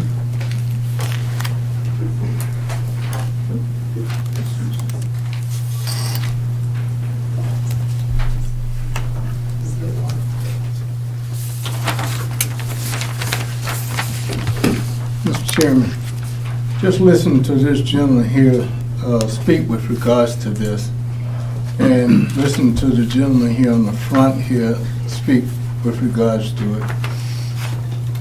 I'm trying to understand where the legal line in this, if he's coming before you and asking for you to extend this special permit. How many years are you going to keep extending this permit to him if there's a legal fight between the owner and what they're claiming that they have the right to if they develop this property to a certain extent and they'll continue to hold on to it? As the question was asked, have you really considered alternatives here with regards to this property or what you want to do? I really didn't hear an answer from him with regards to that. But I don't think the town of Littleton can continue to extend this permit. This is probably unheard of to this extent when there's nothing been done from the previous year to the previous year to the previous years. It's all staying the same. So what is the purpose? Why are you extending it? For what purpose? Because he developed, when you're in business, that's the chance you take when you go into business. You put money into things and sometimes you don't get the return as to what you're looking for. So I think you really have a serious issue here with this. And if you do grant this, you know, that need to be some concern with regards to this. Thank you. Thank you. So, you spoke with the town council. Right, so town council was made aware of the Mr. Dennis Sweeney's documents as soon as they arrived. Gutierrez's attorney has provided responses as well as Attorney for Daniel Sweeney, town council, has looked at all of it and said there is no concern, there is no issue with the Gutierrez application. Planning board is free to move forward with that one. They're still the entity that The holds. applicant was properly filed Correct, okay. So we have every right to extend the Gutierrez. to act on it. Okay. And again, all we're doing is protecting their right to all the money that they spent to do a site plan and a special permit. If they want to come in with a modification, they're well within their rights and everything else like that. I don't see any reason why we shouldn't. We should do it. At least it gives them an opportunity to come in and do something. I mean, to me, this is a huge family dispute, and, you Yeah, know, it's not even that. It's Yeah, I mean, between- so, I'd like to make another comment. Yeah, I don't appreciate being threatened with a lawsuit. I don't care what you think. Well, I'm just telling you, I do not You're walking appreciate yourself it. right into one, trust me. Okay, Thank you. thank you very much. Board, have any other questions? I'd like to move forward with this. I have a question. In the 2020 letter that was provided as Exhibit A, the Gutierrez Company not only holds the requisite interest to seek the special permit. Is requisite interest the same as ownership? What is the meaning of that term, requisite interest? I can't comment on that, I'm not a lawyer. I'm not either, and it doesn't make sense to me. We've had town council look at it, go ahead. Right, so town council has reviewed all of the documents, including the one that you're referencing. Town council said the application was properly filed by owner's representative, and the planning board can act on it. There's no issue with. Is council saying that the title to the property is clearly owned by one party or the other? No, town council is not trying to act on ownership. There's no action that the town can take that impacts the ownership status. But we do have an application that allows the planning board to move forward. Okay. Okay. Anyway, so I'll entertain a motion to extend another 2 years. So you have draft decisions were posted in the packet on the page, and it was suggested 2 years. 2 years. That's what the request was. All right, I'll take a roll call for this. All those in favor? Bartlett? Yes. yes. Jeff? Yes. I'm a yes. Anna? No. Okay. Thank you. Thank you. Okay, our 7:30 has been continued, right? 7 o'clock. Yep, so the 7 o'clock is the 550 Newtown Road self-storage, so continue that till meeting of March 7. 7, okay. What time do I shoot for on that? Okay. If I put them late, 7, like at 7:30? Yeah, put them at the end so that if they're not there, Well, we like, just... we have to do date certain, and it's our habit to do a time 7:30. certain, so 7:30. Okay. We have a 7:05 inquiry board discussion about reconsidering the status of the adult marijuana use license for Littleton Apothecary.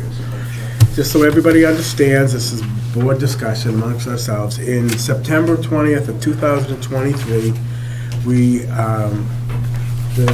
Littleton Apothecary special permit lapsed, and we took a vote that to rescind the license because it had, well, we didn't. No, didn't, Not their license. No, not, No, their right. special permit, right, the planning board voted that they agreed that the special permit had lapsed. and that they don't have, a special permit has lapsed.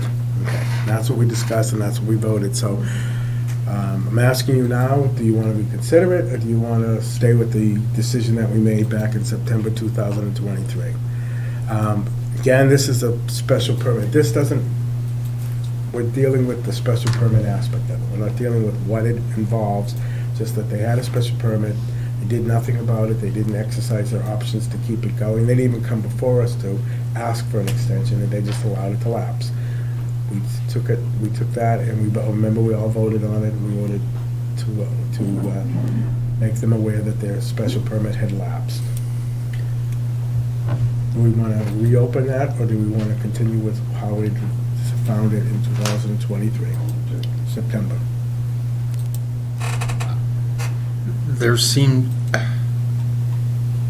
to be this feeling that we are in control over the cannabis licenses. We have no control over this. I want to say that the special permit was just for the physical, according to the bylaw, we were told to look at specific things, the location, the distance from this and that, the security, there was a process, we went through that. So there was a special permit issued for a cannabis business that was never built. Correct. And so when the special permit lapsed, we said, okay, well, let's do it again. Yep. So that's, yeah, so you're correct in that. We have nothing to do with the HCA agreement, we have nothing to do with the Cannabis Control Commission. It's just our special permit, it lapsed, and as far as we're concerned, the Littleton Apothecary, our decision back in September of 2023 said that Littleton Apothecary does not have a special permit anymore. It's up to them. For that location. For that location. They could reapply for that location. They can reapply if they want to. It's up to the Okay. select board or whoever else is the granting authority for their. Well, has their HCA lapsed? I have no idea. That's not our jurisdiction. Our jurisdiction is the special permit. That's it. Okay. And that lapsed because nothing was done within 2 years. And no request to extend it or no. Nope. We're discussing this amongst ourselves. So because it lapsed on September 20th, and Yes. then we got that letter, it wasn't until, I'm trying to remember here, November? So even, October. No, wait. When did we get, when? Just received the letter a week ago. No, but remember we got, so the permit lapsed, and then we got that email exchange, and then, what day did we make the decision on the permit? Was it last month? Or two- No.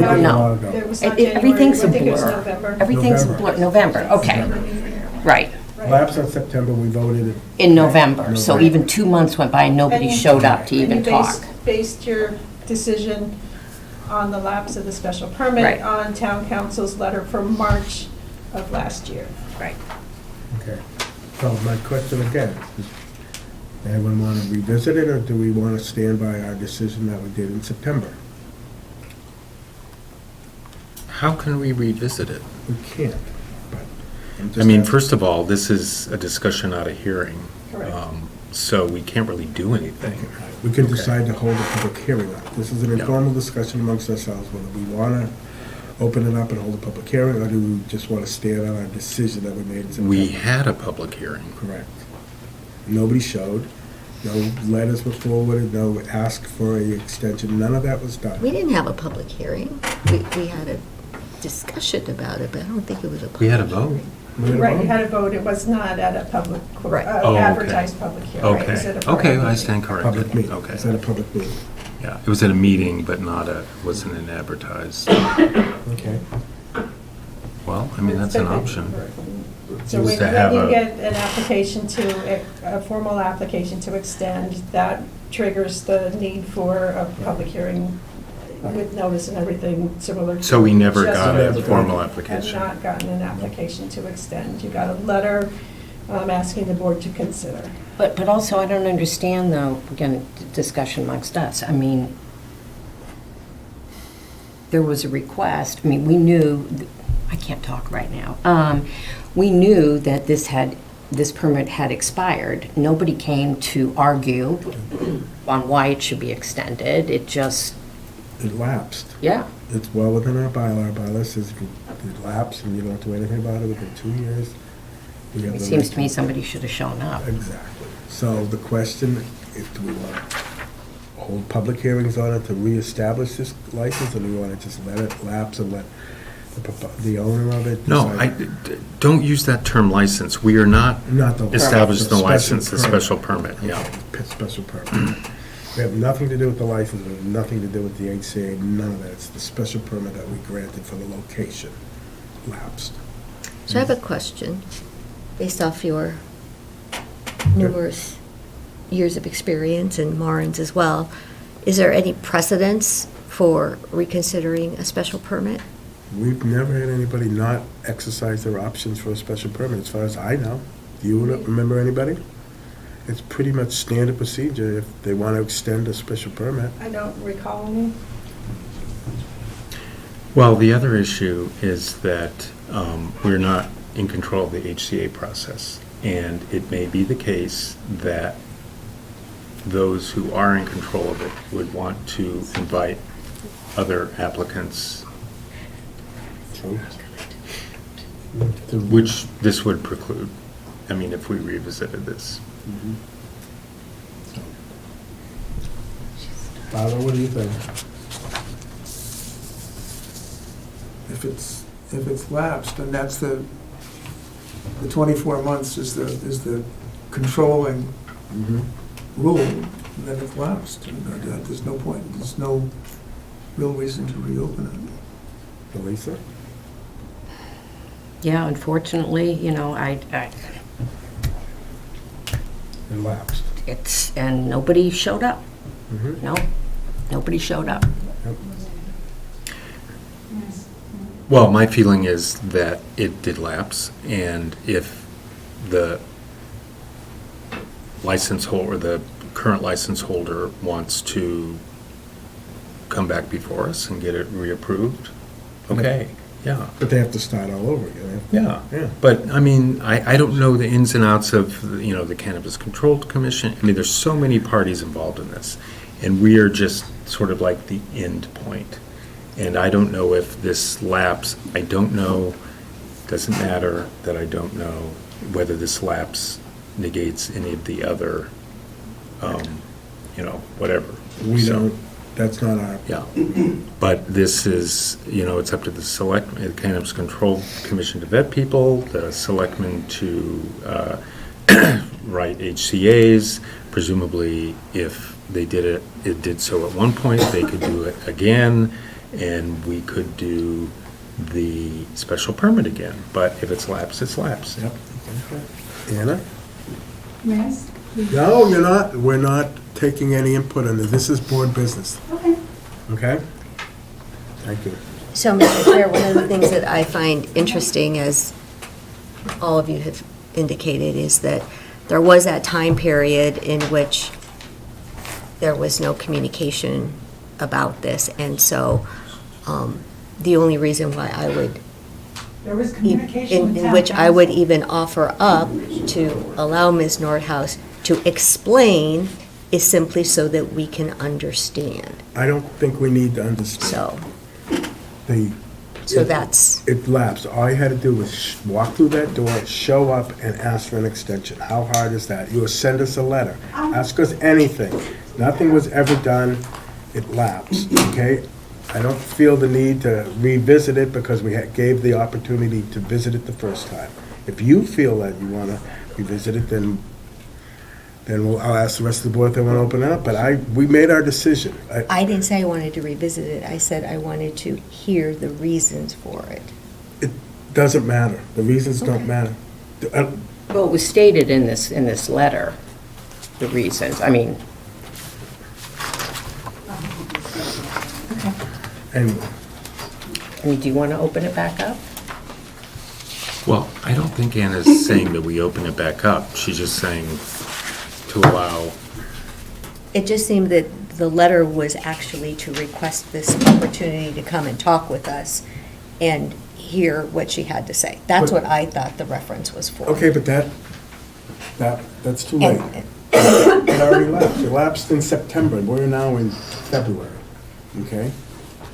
Okay, so why do we even want to bother with it? The fact is that it should have been taken care of way before that, and it wasn't like we're asking to move. Come in, Well, as ask a for an courtesy, extension. I think what you're saying, Anna, is as a courtesy, that you could let her explain, which I Establish wouldn't have a- a problem with a, that, time. but I wouldn't have a problem with that. 2 minutes? No, everyone else got. You have 2 minutes to speak.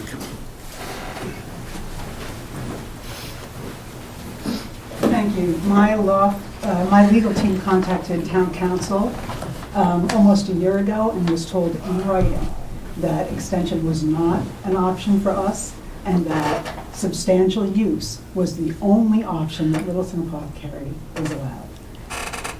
I proceeded along that by not coming before the board to ask for something that town council told us that we couldn't have. I'm very sorry that it's, and also to clarify the legalities of the HCA's. I have an HCA, which is a binding legal contract with the town of Littleton, which they can't just take away. I also have a valid license with the Cannabis Control Commission. I would have asked for an extension had I been allowed to.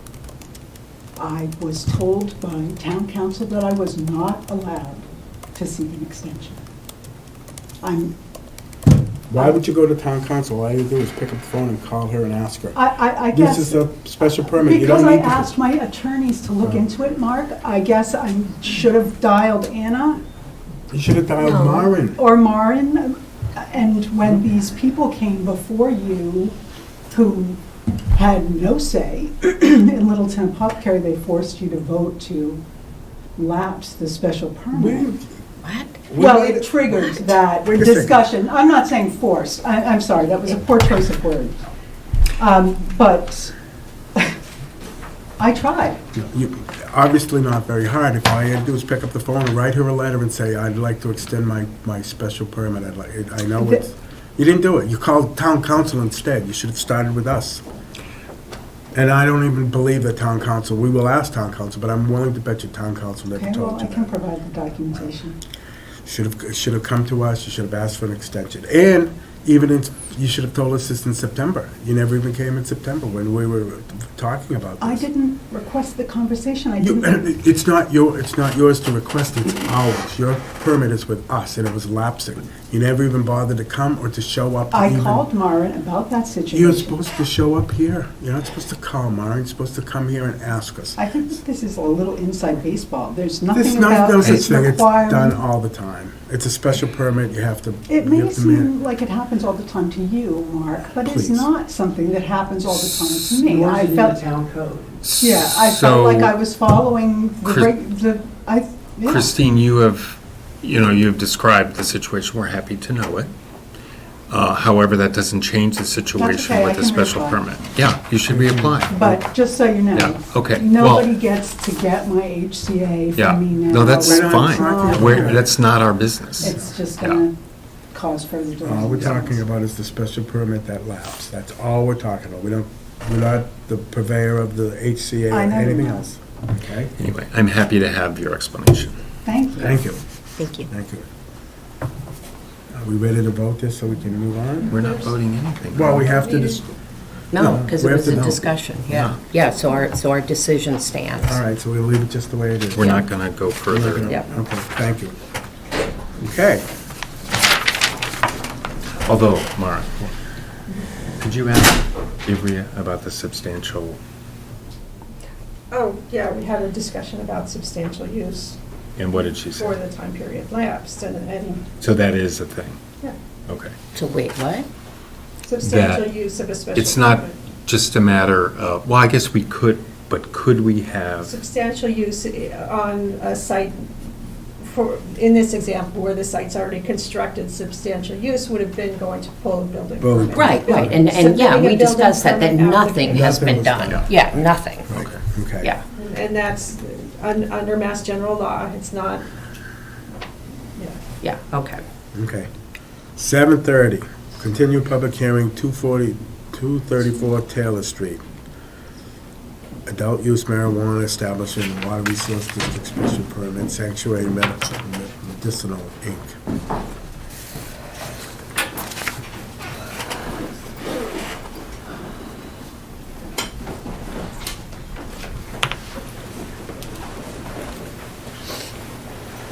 It's been a while, so we probably have to refresh our memories who you are. Oh, God. That's fine. Well, You know, that's the smelly guy. Yeah, that's the odor Is that how it guy. comes out? So, thank you very much. My name is Peter Durning. I'm an attorney at Birds and Levinson, and I'm counsel for Sanctuary Medicinal. I did want to report that Nick St. Mary, who generally is here on behalf of the company, he had travel delays and he was unable to make it tonight. But we do have with us, who was going to come anyway, and I wanted to introduce him to you. Kevin Coyne is here with the company. And one of the things that I wanted to stress in introducing Mr. Coyne to you is we are going to have one more presentation from Mike Lannon from Tech Environmental, who's going to talk to provide some additional details about design work that was done for the expansion of the facility. But what we want to stress in that is that part of the comprehensive approach to odor management issues at the facility, one, we have design and odor management expertise from the outside consultant at Tech Environmental, but we also have, through Kevin and his staff, really boots on the ground and the folks who are going to be responsive to issues at the facility. And those two things, I think, are particularly important. Susan Carter from Place Associates is also with us today. And I just wanted to recap a little bit. I know it's been some time since we've been before you, but one of the things that we were trying to coordinate, and the schedules made it somewhat difficult, but we did have a parallel proceeding going before the Littleton Board of Health, and we were trying to schedule and coordinate the meetings so that we would go back and report back to the Board of Health before coming back to the Planning Board. And in part, due to holidays and availability, that got postponed slightly. But we were able to attend the Board of Health meeting that was held a week ago last Wednesday. And what's important from that I do want to share is that it was somewhat of an open issue whether or not the Board of Health was going to seek any enforcement under their authority under General Laws, Chapter 111, Section 150. And so the Board of Health was appreciative that we came back to update work that has gone on and also to share the plans for the expansion building. And what's important to note is that during that proceeding, the chair, Mr. Dan Kane, put forward a motion for a vote asking, was there a general positive endorsement of the plan pending appropriate peer review with acceptance? And then the Board of Health did a roll call, and all members voted yes, that they were approving of the work that had been done and that they weren't seeking any type of enforcement. That, I think, gives you the update as to where we are today. It was a very similar package that we sent to the Board of Health that we also shared with the Planning Board. And with that, I think I'll pause and allow Mike Lannon from Tech Environmental just to walk through a short slide deck that provides some of the technical information of what the build out of the expansion space would look like. So Mike? Yep. These mics work, right? So for the, is it online or? Yeah. Because I was going to talk from the screen a little bit. Okay, So go ahead. put it on. Great, next slide, please. So we've been here in August, September, and October, as you know, and it's been a while, so a little bit of a recap here. We submitted an updated OMP to the January 25th to the Planning Board a week from tonight.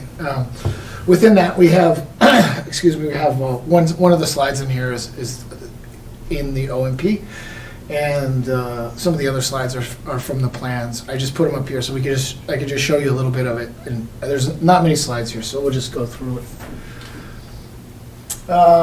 We went, as Peter said, we went to the Board of Health meeting. We discussed the gaskets and the pumps on the HVAC, the proactive odor monitoring rounds, the 3 new recirculating carbon absorption systems located within the new building, one in the office area, one in the hallway, and one in the loading dock area. There's been odor training done for odor monitoring so that they understand how to look for certain things. And there was a dashboard proposed that was desired for the complaints. And I know that this board also suggested that that was a good idea. So, next slide, please.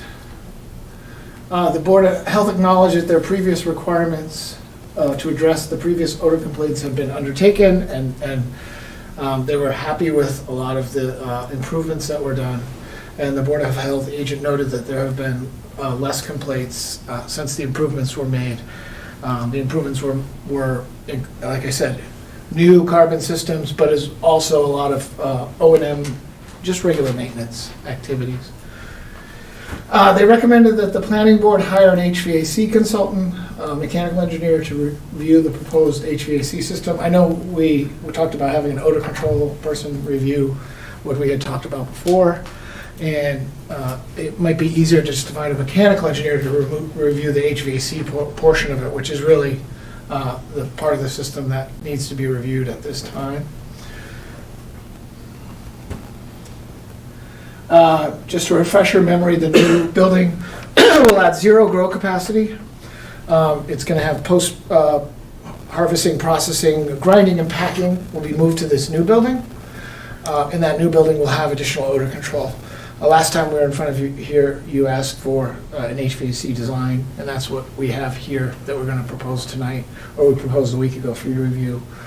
The new building storage capacity will essentially make the existing building operations more efficient. If you go over there and you look at it, there are some things in the hallway now that are in the way, and things are moved around multiple times, and having the new building and having it much more efficient will keep the doors from the harvesting area opening and closing much less often. So this is the existing building. I'm not going to get too much into this because we went over this all last time, and I don't want to spend too much time on it because I know you've already had a long night to begin with, and we don't want to keep going too long. These are the exhaust stacks. There's one, right now there's one ozone system on those, and they had some trouble with it. And normally you'd think, okay, we'll have trouble, we'll just get some parts to fix it, but actually the motherboard died on it. And so it took a few weeks to get another one of those, and that's not going to happen in the future because they're buying a second ozone system, so they'll have 2 of them there, which will help a lot. These are the locations of the recirculating carbon systems. These are the air curtains that we talked about before, and these right here are the high-speed garage doors that come down inside of the security metal garage doors. The red marks are the emergency exits, so people can't enter and exit those unless the alarm goes off or they have the super high clearance badge. Next slide, please. So this is the expansion room usage. I know we presented a different version of this a while back, and actually I was talking about the odor control room that didn't exist that day we were here. So it's been worked out, and this is the final version of it right now. And it's basically color-coded here. This corner right here, there's the existing, that's the existing shipping and receiving area to orient you with the last drawing. There'll be a new hallway added. This is sloping down just because of the lot. The building's going to be a little bit lower on this side. Essentially, in here is the grinding area. This is all the processing of the cannabis in here, packaging of it, final packaging, put it in packaging. Then it goes over here for labeling and so on, and then it's stored in this area. And this is the storage room. This is a separate loading area, unloading area, where all the product will be going out through this one door here.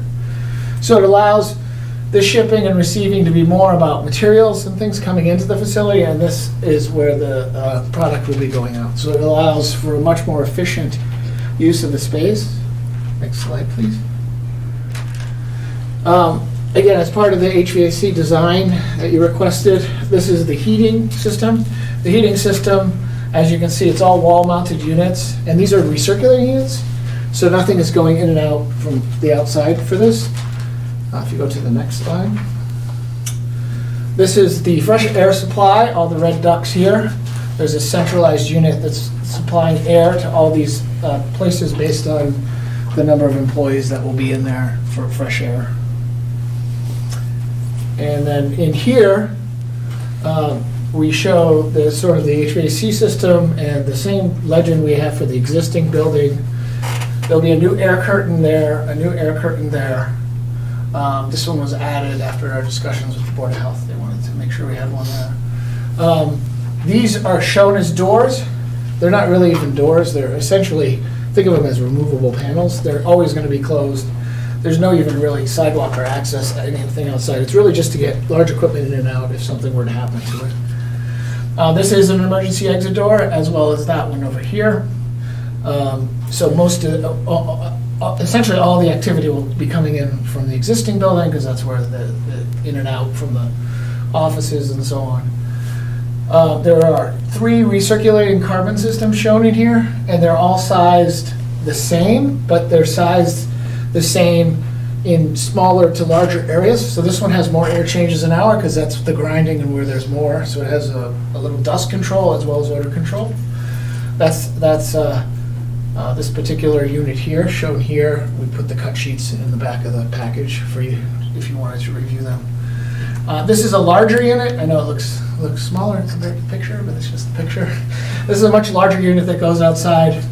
It has a bunch of canisters in it, and we have shown it outside here. It also could be in this odor control room we have there, because we're not sure whether it's going to go inside or outside at this point. So we're showing it outside, because that would be the sort of the most quote impactful with respect to lot coverage and so on. But it really could go in either place. The way that I talked to the odor control vendor, and he provided a package for them that has all heat tracing, so it easily could go outside. This is a screenshot of the sanctuary dashboard, and we went over this with the Board of Health, and one guy, Kevin, I didn't realize how much he knew about websites and stuff, but he had lots of suggestions, and Nick was taking notes, and we were trying to find out if the meeting had been posted yet online, because we want to go back, and he had a lot of good ideas on how to improve it. But essentially what it is this is showing all the odor control equipment, whether it's online, and if it's offline, there'll be a note of why it's offline and when it's going to be back online. And then this would be the reporting log for when they do their rounds, as well as any odor complaints that come in. It'll all be listed on here. You just keep adding to it. All the data will still be there like you would like, so it'll always be readily available for anybody to see. And then this is the key that explains sort of what the odor intensity level is on the site. So that's basically it. Thank you for listening. General questions for me or for anybody? Any questions at this time? The website that's provided, it really is kind of a beta, it's a model, but the concept in terms of showing the facilities and their current state and operation, compiling complaints going forward, those are the main functionalities that it will have, but it's not truly live yet. I have a question first. You said that the Board of Health conditionally approved it based on us hiring a consultant? Great question, Mr. Montanari. The Board of Health didn't necessarily have to approve or disapprove this. We weren't before them on any permit proceeding. We were there more reporting to them, but they did make a recommendation that they acknowledged, particularly Mr. Gareffi, that he does not have any HVAC expertise, so he generally wanted to show support and endorse the plan, but he cautioned that without that expertise, he was hesitant, and he recommended that this board, if they were interested, to have a peer review for the HVAC system, that they could do that. I think we should mention, the plans that were there were helped to be developed by a professional architect and a professional HVAC engineering company as well. But to the extent the Board of Health made that recommendation, I think it's before you. Mr. Chair, if I may. Sure. The video that of Board of Health is up. I watched it, and at an hour 38 minutes, the board essentially said, we are looking at this favorably pending a consultant review. That's where I was going with this. Right, and then we do have, just late this evening, a letter from Jim Garaffi, Board of Health agent, with a wording recommended for the board. The Board of Health recommends a third-party review of the proposed HVAC system by a professional familiar with such systems, i.e. a HVAC or mechanical engineer, with a favorable report to the planning board. The proposed HVAC system and odor control components as outlined in the materials provided is acceptable for the intended purpose. In discussing this with Jim Gareffi, the Board of Health agent, earlier today, and previously, we discussed the process, and one procedure could be for the planning board to include a condition that requires this review and back check by the planning board prior to issuance of a building permit. One of our previous meetings, we brought this up, and I think, I want to distinguish between, I think we had asked you, well, could we get a third party to review odor, the actual science of the odor control? And you said, your sort of head sort of exploded, like, I don't know who that would be or whatever. Well, we gave 3 names too. We did. Oh, okay. Right, and that's where we were not successful in engaging any of them. All the names Okay. went to Green. Green reached out several times to each one of them. So I think it would be easier to do the HVAC is something that's practiced by a lot. I mean, there's HVAC consultants in town. Yes. And expertise. Yeah. We assume it would be much easier to identify. Yeah. I mean, because I was really sort of fascinated with your presentation about the jars and the, this and that. It was really interesting. I'm an architect, and I have friends who are involved in grow facilities, and I was just we can talk, saying, oh, you have these jars, and and they're like, anyway. So how do we go about the condition? I would accept that as a condition, but how would we go about doing it? And usually, I should mention, it's at the expense of the applicant. Yes. Yeah, we would understand that. Right, so that if the board chooses to have that as a condition of the planning board decision, then that just gets enforced. They are not able to pull a building permit until. So, that's done. just so you know, we have a sort of master agreement for our peer review that Sue's work would go through. So it's not an issue of going out for every project. This would be something new. We would have to put out with procurement, we would have. Well, no, I would recommend that we have one way to do it would be, we have the peer review agreement with Green International. And they would. If they don't have the expertise, they would. Okay, that's fine. Yeah. Okay. I think we should do it sooner rather than later. I don't want to. Well, they have to fully design it and submit it. Well, yeah, but we should have somebody looking at it as they're moving along with it, don't you think? Well, pretty much, most of it's designed, correct? The design is, And you had catalog basic cuts. design is where exactly the registers are gonna go, that's done in final design, but. So my other question was at one of the very first slides, when you were talking about the existing building, I'm unclear on whether those improvements have been made or they will be made as part of this. So in the existing building, everything is done except for the redundant ozone system. Okay. Because there's one, and, the idea was, if you have the basic spare parts, like another fan and stuff, you're fine. But if the motherboard goes out, they have to wait for like 3 or 4 weeks to get one, so that's one of those parts that's too long, so they need to just have a second. So. When is a redundant odor system going to be put in? I believe Jay said he's already ordered one, and I will He has defer- ordered it. I'm not sure exactly the completion date, and it'll be shipped to us. We don't have that information. Right, but it will be in well before things start getting warmer outside. You know what I mean? So. It'll be up immediately. When Right. it comes in, it'll be installed. So, because if the Board of Health, the complaints have been going to who? The building inspector, he passes them to the Board of Health, or do they go, where have the Well, complaints? been wherever going? they come in from, they end up with the Board of Health. Okay, so they are de facto the regulatory board. Well, but also they have the experience, and if they are finding their experience is a good one with the improvements you've made on the existing building, that tends to confirm the approach and et cetera. I mean, so anyway, that's why I wanted to clarify whether this is proposed or, Right. yeah.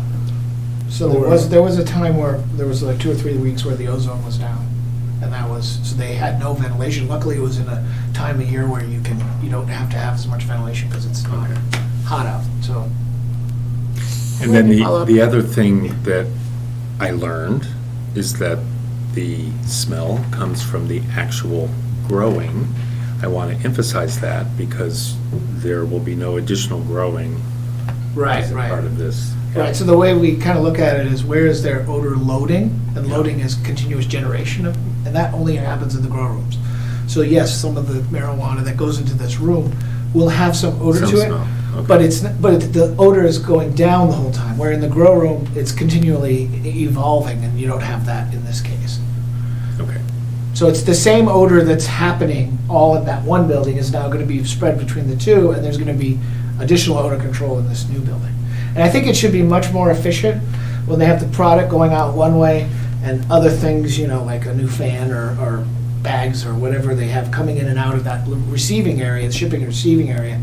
That area it has its own odor control system in it, but it's when it's there like that, you don't have the product coming by it and the worrying about the security of the product at the same time as somebody's just dropping off equipment. This is much more efficient. So the other question I had is when you showed us the mock-up of the, the operating system or whatever, where you had is that, are the on and off, say each element, is that done manually or is it automatic? It's shown manually, and right now it's manual, but Kevin had some ideas on how to. Well, I guess I'm wondering is if a piece of equipment is offline, it wouldn't just, it's not wired in a way that it would. It's not connected, it can't be connected to the SCADA system because Okay, of the okay. stuff. So you still need a But- human. So to your point, Yeah. Mr. Yates, one of the things that I heard on the Board of Health from Mr. Davis is the more that it can be updated so that abutters can see what's going on, it would be helpful. So if there is a piece of equipment that's down or something like that, could there be an alert on the website to be able to indicate to everybody, okay, this is what's happening now? So will this website be available to the public? That's the idea. Yes. Oh, okay. It's public, if you Interesting. go back to that, if You can reach it now. Yeah, it's there right now. It's just, But there isn't- it's just a prototype. It is static. We were As getting- much. Yeah, go ahead. There isn't as much engagement yet. Yes. I think what Mr. Davis was promoting is that there be even more engagement with the public so that the public can very easily go in and see, okay, what's going on Right. today? Oh, that's why it smells so bad because Right. X is going So, on. Or yeah. to be able to say that others in the community have also smelled it. TaylorStreetLog.com, it's live right now, but it's very static right now because it's just the prototype. Because we wanted to go from the Board of Health and see if they had any comments, and also you guys. But So it was amazing how many comments we got from Kevin. maybe you need to partner with him and create a product you can sell to other grow facilities. Right. Yeah. He did jokingly say, and you're going to get my bill after all. Well, I mean, I think I'm piggybacking off Ms. Houston's comments. I think it's great. I mean, that this may not be there yet, but it's in the right direction. Well, Yeah, to Anna's credit, she's the Yeah. one who suggested this dashboard too, so. No, actually, the Board of Health suggested, I just watched their previous meeting, so I No, I but you had suggested it a few meetings ago. She had suggested that it was a great idea. Right. Yeah, it was a great idea because I So, heard about and it. you, at Board and of you Health. accomplished it in some form. Yeah. So Right, and to- I think go ahead. No, go ahead. I was going to say, I think the good thing about it is, if there is something that's clearly offline and it's going to take a day or two, somebody can just go to this and look at it for 5 minutes and see that something's down and be like, okay, I don't have to call everybody and tell them all about it necessarily because clearly they're fixing it. I know it's going to go away. So it's peace of mind, I think it helps. Well, and I think it would be fair to say that it would be good to have it live. I would prefer to see it live and tested, if you will, in some way before, our final approval, because I want to make sure that it's actually going to be something that the public is going to be able to So when you say engage live, with. Anna, how often is that updated now? But it's a prototype, it's online, it's live, but it's not being But used. it's not being used. Those are just Okay. those are real reports, but they're just a few of them. We haven't Right. populated it or anything. Right.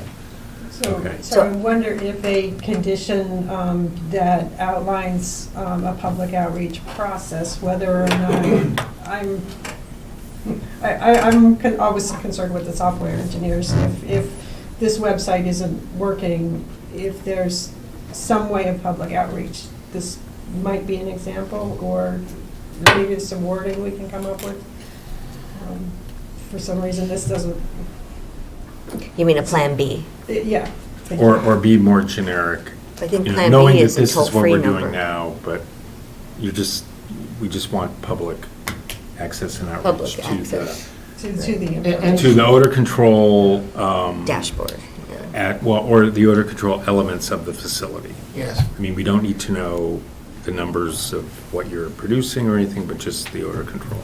Yeah, I think that with this and then some promotion by the facility to go to this website, I think that will serve that purpose.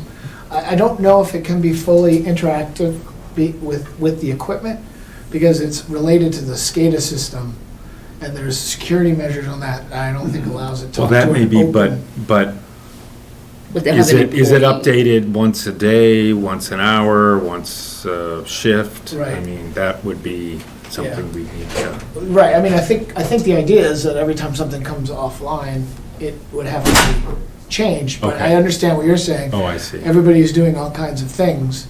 What prompts them to do that? And I think, Kevin, that's gonna. So right now, what I do, because this isn't up, is if I have like something that I need to repair in one of the units, I let Nick know so that if there is a complaint, he can automatically go right there and say, okay, were you in the unit? Yes, he was. This is what we were doing. When this goes live, I'll probably be the one, as well as Nick, monitoring it and making sure that when something is down, that I do log on and make sure I let everybody know that why it's down, as well as how quickly I can get it back up. Obviously, we know supply and demand now has been crazy, so I'm gonna try, once we get everything going, to order extra parts, have things ready, available, so that when we have the downtime, we can get it executed right away. I mean, we've heard a lot of talk about carbon filters. I mean, do you have extra, I mean, I We don't know have how- extra media through Yeah. all those Sobear machines that do circulate. I have extra media waiting. We change and check them every other week to make sure that they're not over smell, that they're still doing what they should be doing.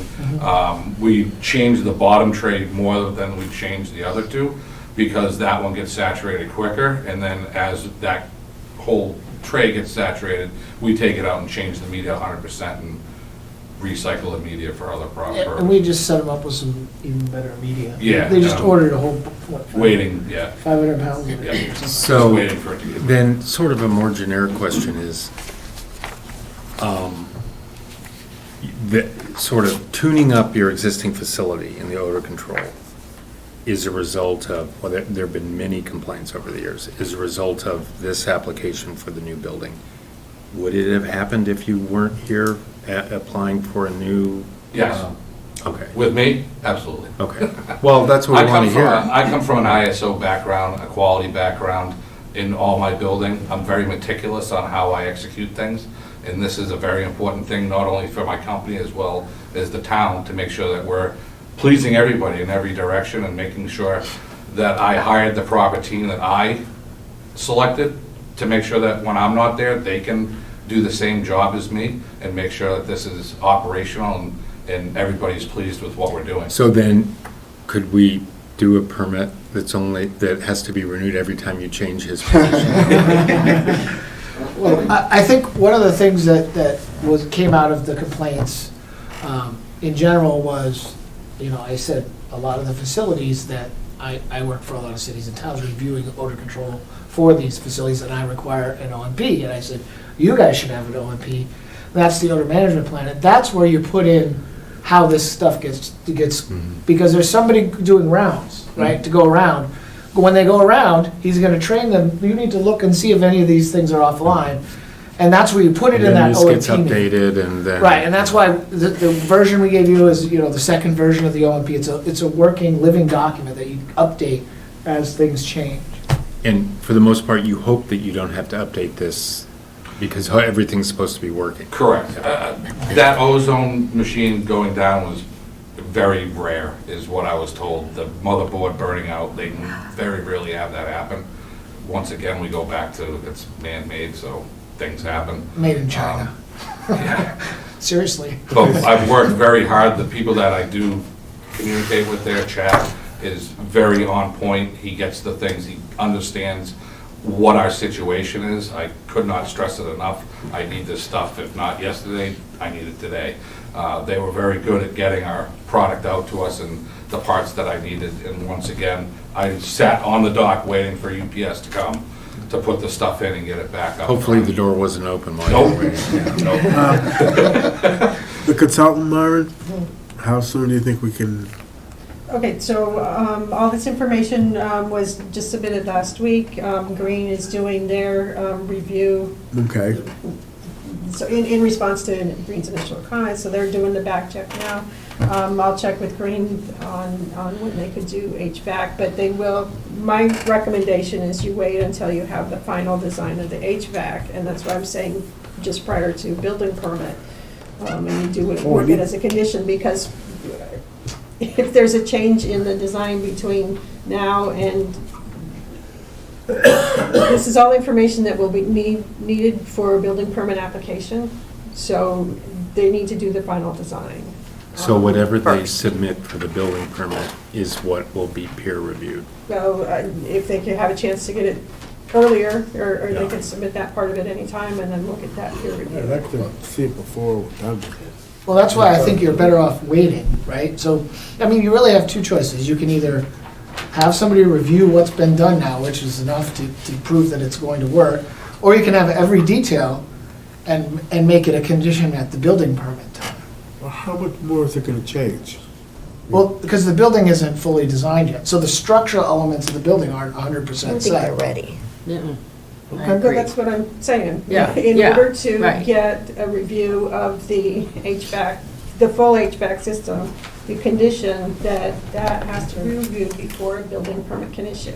And not only reviewed, but then you get the report and can, have that I was just authority. thinking you were further along than it sounds like you really are then. Well, it's all designed in the sense that all the spaces are set up, all the heat calcs have been done. Okay, but where's the ductwork going to go? Because it's fairly large ductwork relative to all the other things, like electrical and other things. All that has to be coordinated in the final design. So, in order for it to be fully reviewed, that's what you need. Okay, I'm Yeah. just trying to. Right, which is a lot more That's fine. detailed than site plan. I mean, a lot more detailed than site Okay. plan. So I have something else on the site plan. Go ahead. So, in my understanding of what I hear you saying, that the grow piece of it is the most odorous, but then I think I recall also conversation about the kitchen being another place where there's a great deal of odor. Yes. And so I'd like to request that it's labeled as IP Kitchen 15 be moved away from that door. Where are you? Which sheet are you? Any of them that show the kitchen of the extension or the expansion. Why does the kitchen have odor, other than people cooking in it? We don't care about that. People opening the door or? Yeah. No, the So- heating so- of it drives off the columns. Right, exactly. Yeah, the turbines. So if you've got the, Not that one. When you It mean can the be any of kitchen, them. do you It can mean be the? like Oh, even well, that, okay. So if you go back to my presentation, go ahead. Sorry, you have to. Yeah, it's not like the kitchen where you eat, it's the kitchen, yeah, where you're making. Where we do like gummies or something. Right. Go like up. Oh, that's, okay. That's in So- the existing building. No. no, There's one shown over here. Right here. right there. And I guess the concern that I have is that on the IP Kitchen 15 is that the Yeah. door is right there. And Oh, let's go to the next one. It's way bigger writing. Right here? no, it's IP 15. IP Kitchen 15, right there, Yeah, yeah. okay. Because it's right next to the door. No, but again, this is not a door. This is, The sheer fact that you can open it, you can't open it. you just said you could open it. No. If And go- you said at the Board of Health meeting that it could be open during any emergencies and also to put equipment Not in and these out. doors. Not these doors. That's If you not go what I back heard to you the- say. Okay, if you go back to the one, So my request is to just swap that space out for some other place see in- closer to the interior. see in this one, it's shown as A, this is the architectural plan. It's not even shown as doors, it's shown really as panels, because they're not really doors. What they are, they're access ways to get equipment in and out. So they'd have to be mechanically, Unlocked. Yes. or not exactly. even They're- unlocked, they're- but They're just always sealed up. sort of like the 737. Yeah, we know how well that worked. Yeah, we don't want to blow it off like that. Boeing's not designing this one, it's okay. So the ones like here and here, these are the doors that you can get out. Okay, this is not an access, it's actually, if I could do this. This is labeled emergency access or emergency exit door. Yeah, zoom in there, yeah. See, right there, emergency exit door. Yeah, you either need to change the description of it, or, Door for future equipment moving / convenience will be labeled not It's on an this exit. one. It says emergency exit door on this one. That's the pictorial one. It's Right. labeled that way, yes. Right. But read this one, because this is the actual architect drawing. I mean, a not an exit door, okay, can still be used as an emergency exit, but it can never really be opened. well, can you pass along this concern to the architect? Right. Yes, that's why They she should be did able to it, she just- did it this way with this note. Door for future equipment moving. So that's a more updated document, is Will what be you're labeled saying. not an exit and blocked from interior monitoring and alarmed when not actively in use. So is that a more updated document? Well, these things they're all conceptual. Okay, So all they're right. not fully vetted, and that's, again, why you have the people in HVAC working on this path, and the people in architect working on this path, and they've got to cross over. I would like to see the kitchen not anywhere near a door that could potentially be opened. How's that? Yes, and that one can't be opened. That can't be opened on a regular basis. It is, read what it says. And what I'm telling you is read what this one says, emergency exit door. So it means it could be open, and the fact that it could be Emergency exit open. door and not an exit door are the same. I think the thing. larger, more important concern is that that room is specifically designed and sized with odor control for the uses that are going to be there. And that I think the overall HVAC and odor control design for the building expansion is deliberate and planned for the activities that are going to be there. Yes. So, here's another. Can you move that? That's all I'm asking. Not the kitchen, but move the door. Can it go like 15 feet down or 20 feet down? Yeah, that's why the design's not finished. Absolutely. Okay, so let's Susan, look who's incorporate. writing it down. Okay, just incorporate Anna's comments into. Yes, we absolutely will. Just like we did with the extra air curtain that the Board of Health talked about. It's no problem, man. It's great. But it's not, wherever it is on there, it's just to move equipment in and out. It's not, Okay. it's not an I exit. understand. We got it. Anything else before we continue this? Yes, real quick, just a couple of others. Going back to the operational hours, I just wanted to make sure I understood what was in the attorney's letter. You want operational hours from 6 a.m. to 10 p.m., and then you went on to say that, that those hours, however, the workers may be present outside of these working hours, is that correct?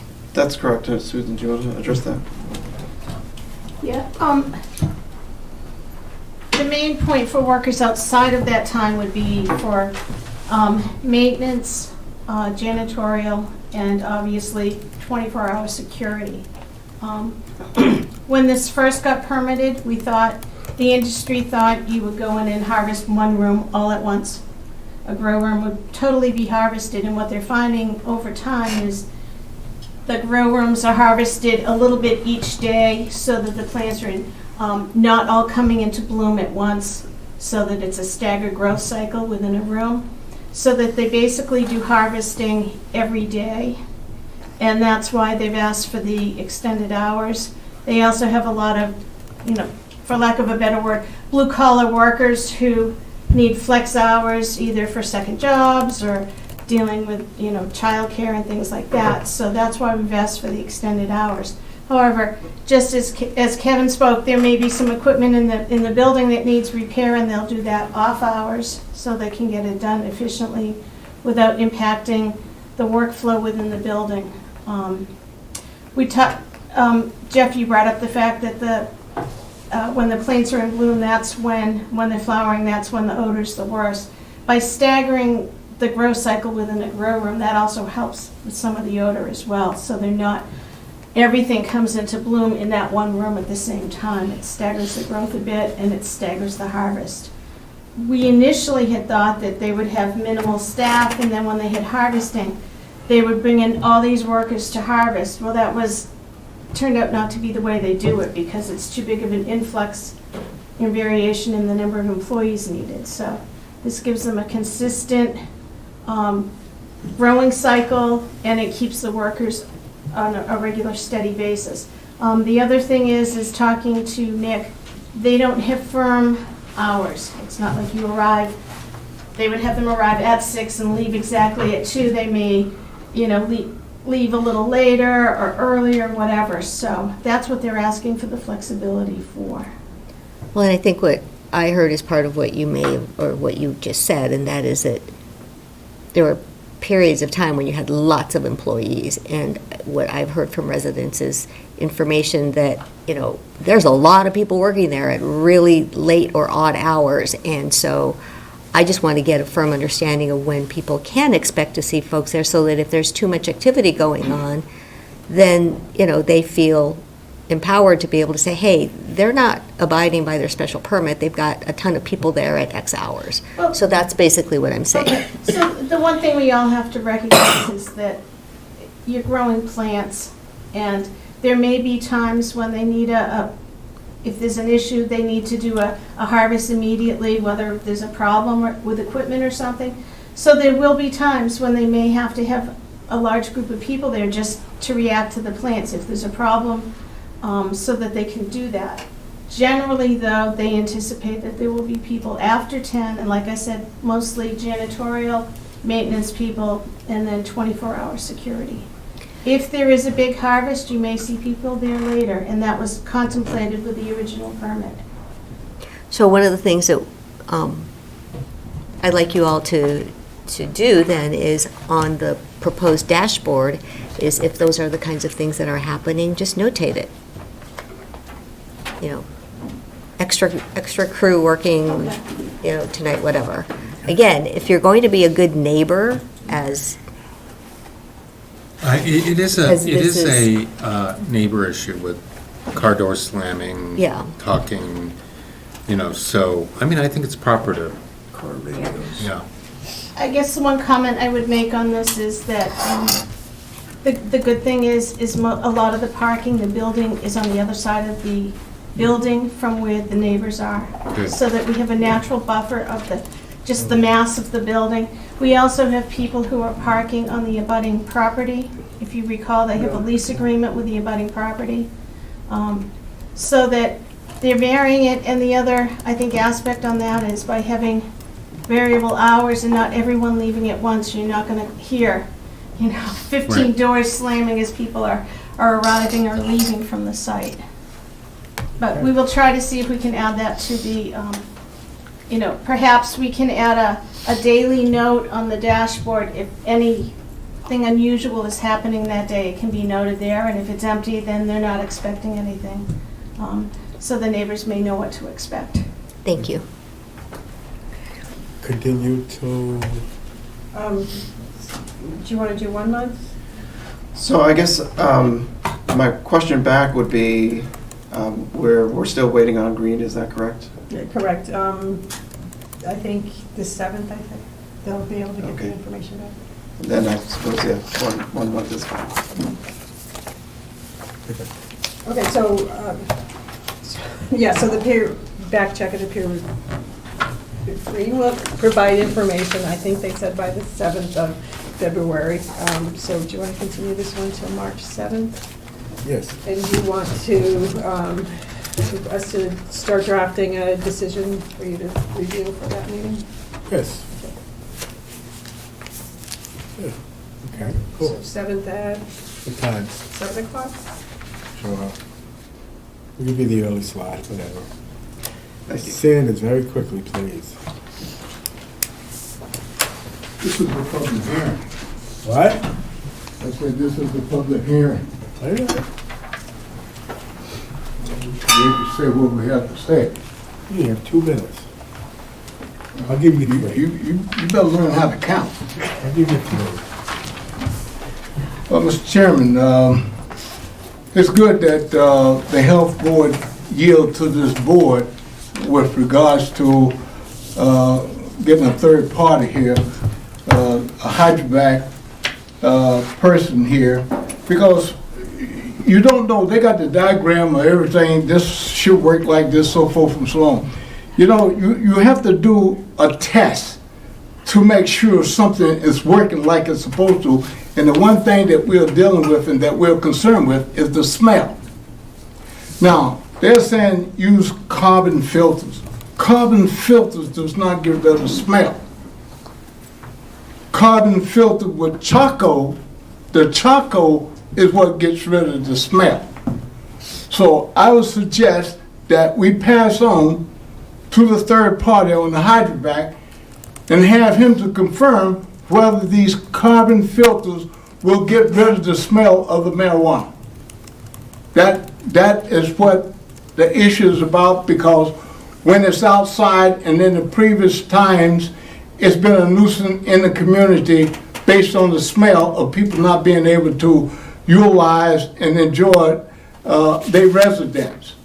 So that is one thing for sure that it should be, and before you give the permit to go fully, I would suggest that you put it in for a time frame to ensure that this equipment is properly functioning and doing what they say that it will do, that there will be no smell. That is very important, because that's what we are trying to do. As it stands right now, we don't have anything in place as far as a regulation or anything saying you have to have this or have that.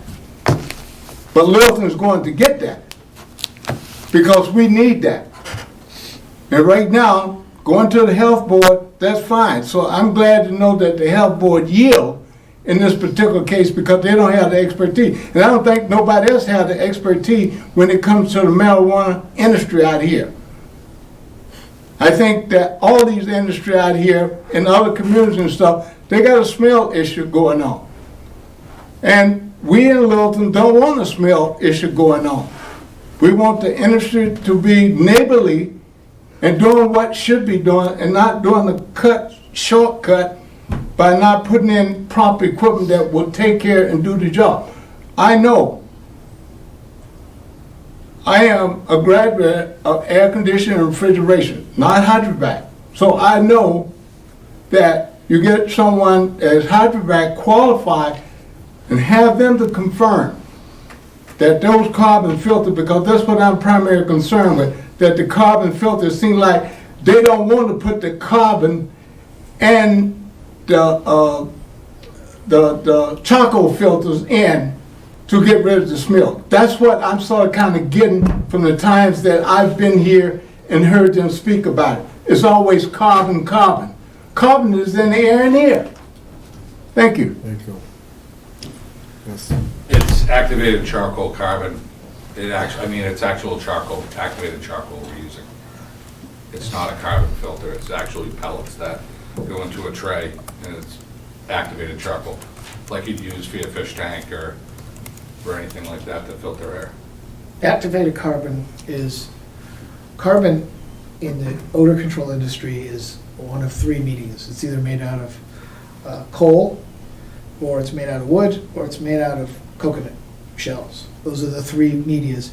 And then to activate it, what you do is you heat it up in an oxygen void environment, so it doesn't catch on fire. What it does is it cracks and it creates little pore spaces within the carbon. So charcoal that you talk about with respect to fish tanks is activated like this. Charcoal for your grill is not, but charcoal in the sense that is exactly what they're using here. Just like the old filters in Tarrington cigarettes. I don't know about that. Nope. No, not the same. All right. Okay, thank you. Thank you, George. All right, so we'll continue this till 7 o'clock on the 7th of February. March. March, I meant. Now, you knew what I meant. Thank you. Thank you, everyone. Thank you. All right. All right, we got it. Okay. Entertain a motion to- I so move. Second. All in favor? Aye. Aye. Thank you.